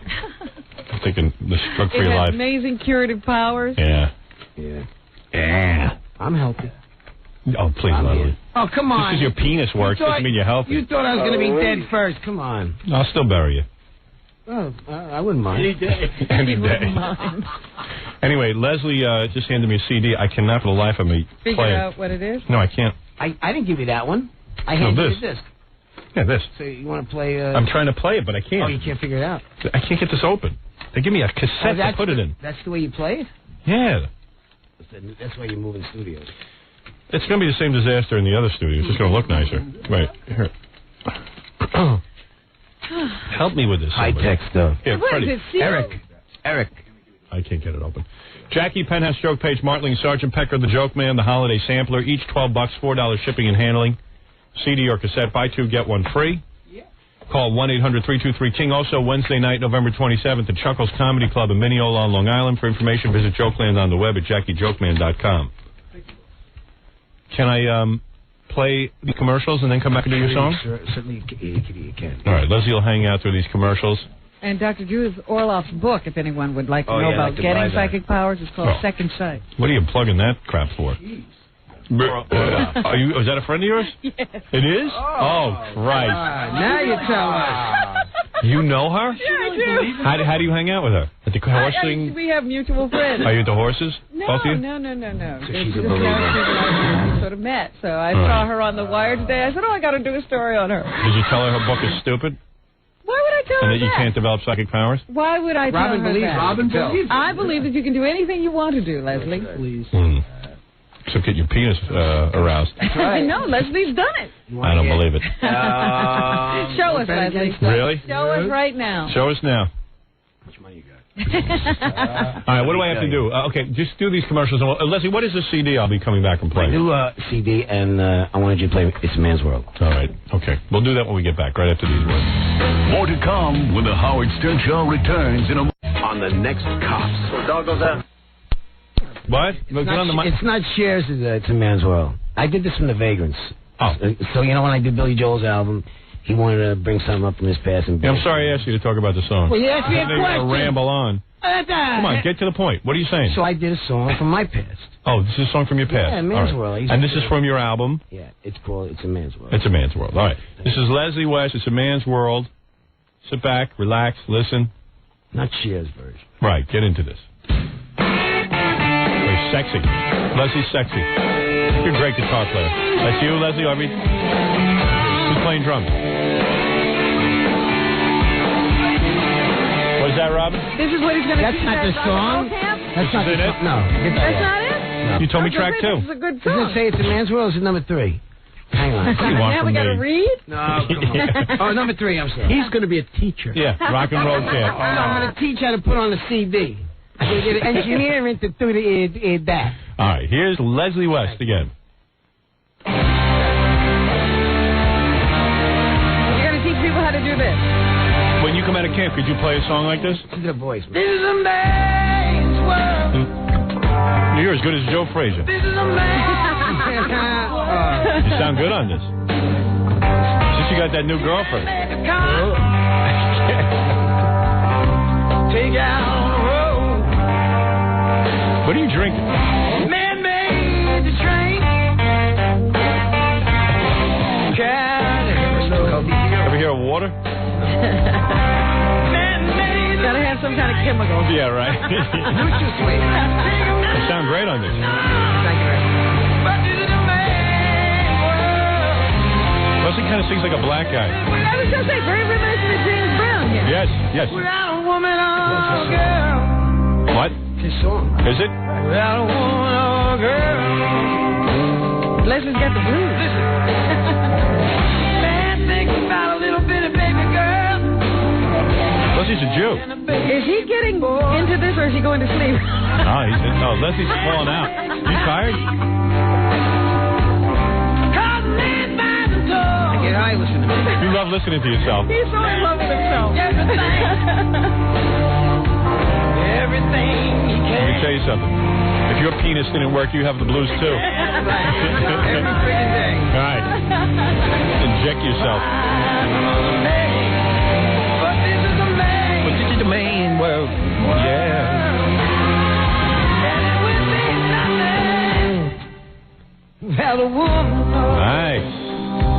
Sexy bastard. Without a woman, no girl. Leslie still got it. Oh, yeah. That's your guitar that you love in there. Is that right? I gave you that guitar? I don't recall giving that to you. Yes, you did. I'd like it back. I need it back.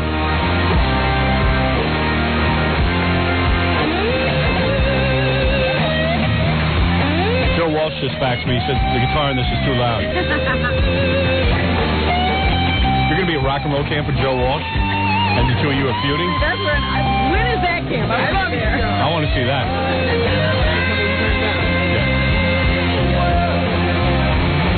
Maybe they'll have to keep the class together. Right. Got me good.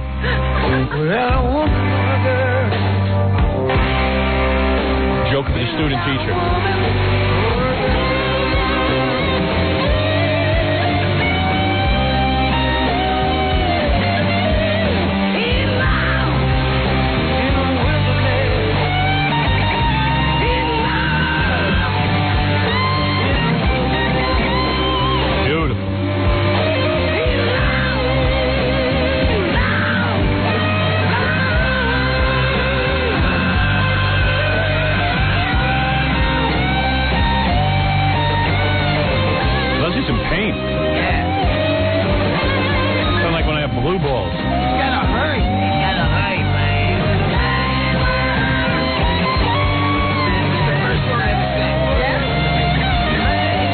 You ever sang?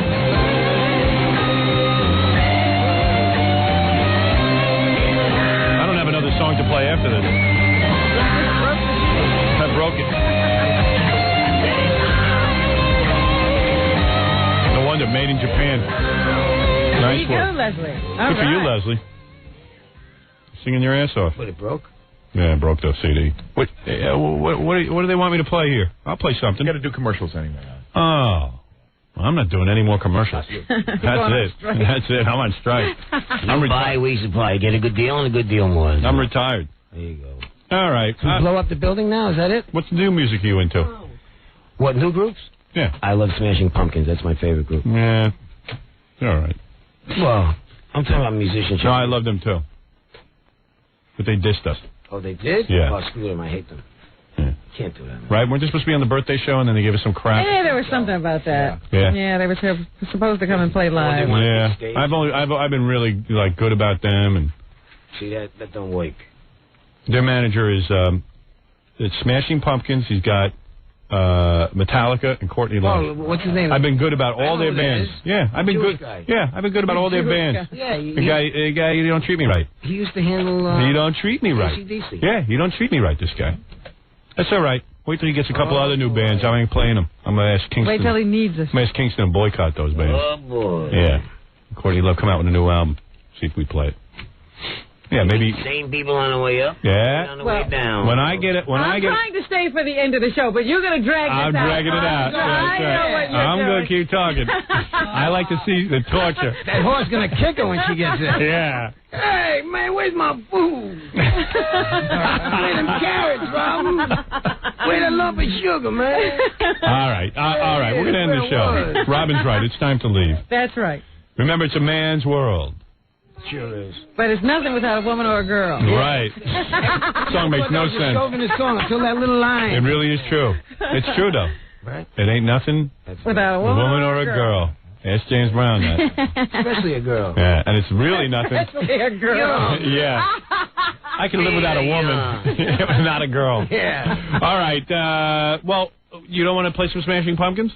I don't have anything personally with me. Well, we would like to say that this is the last show from this studio, and I couldn't be happier. Yeah, on Monday we'll be broadcasting from the sure wasn't equipped for the talent.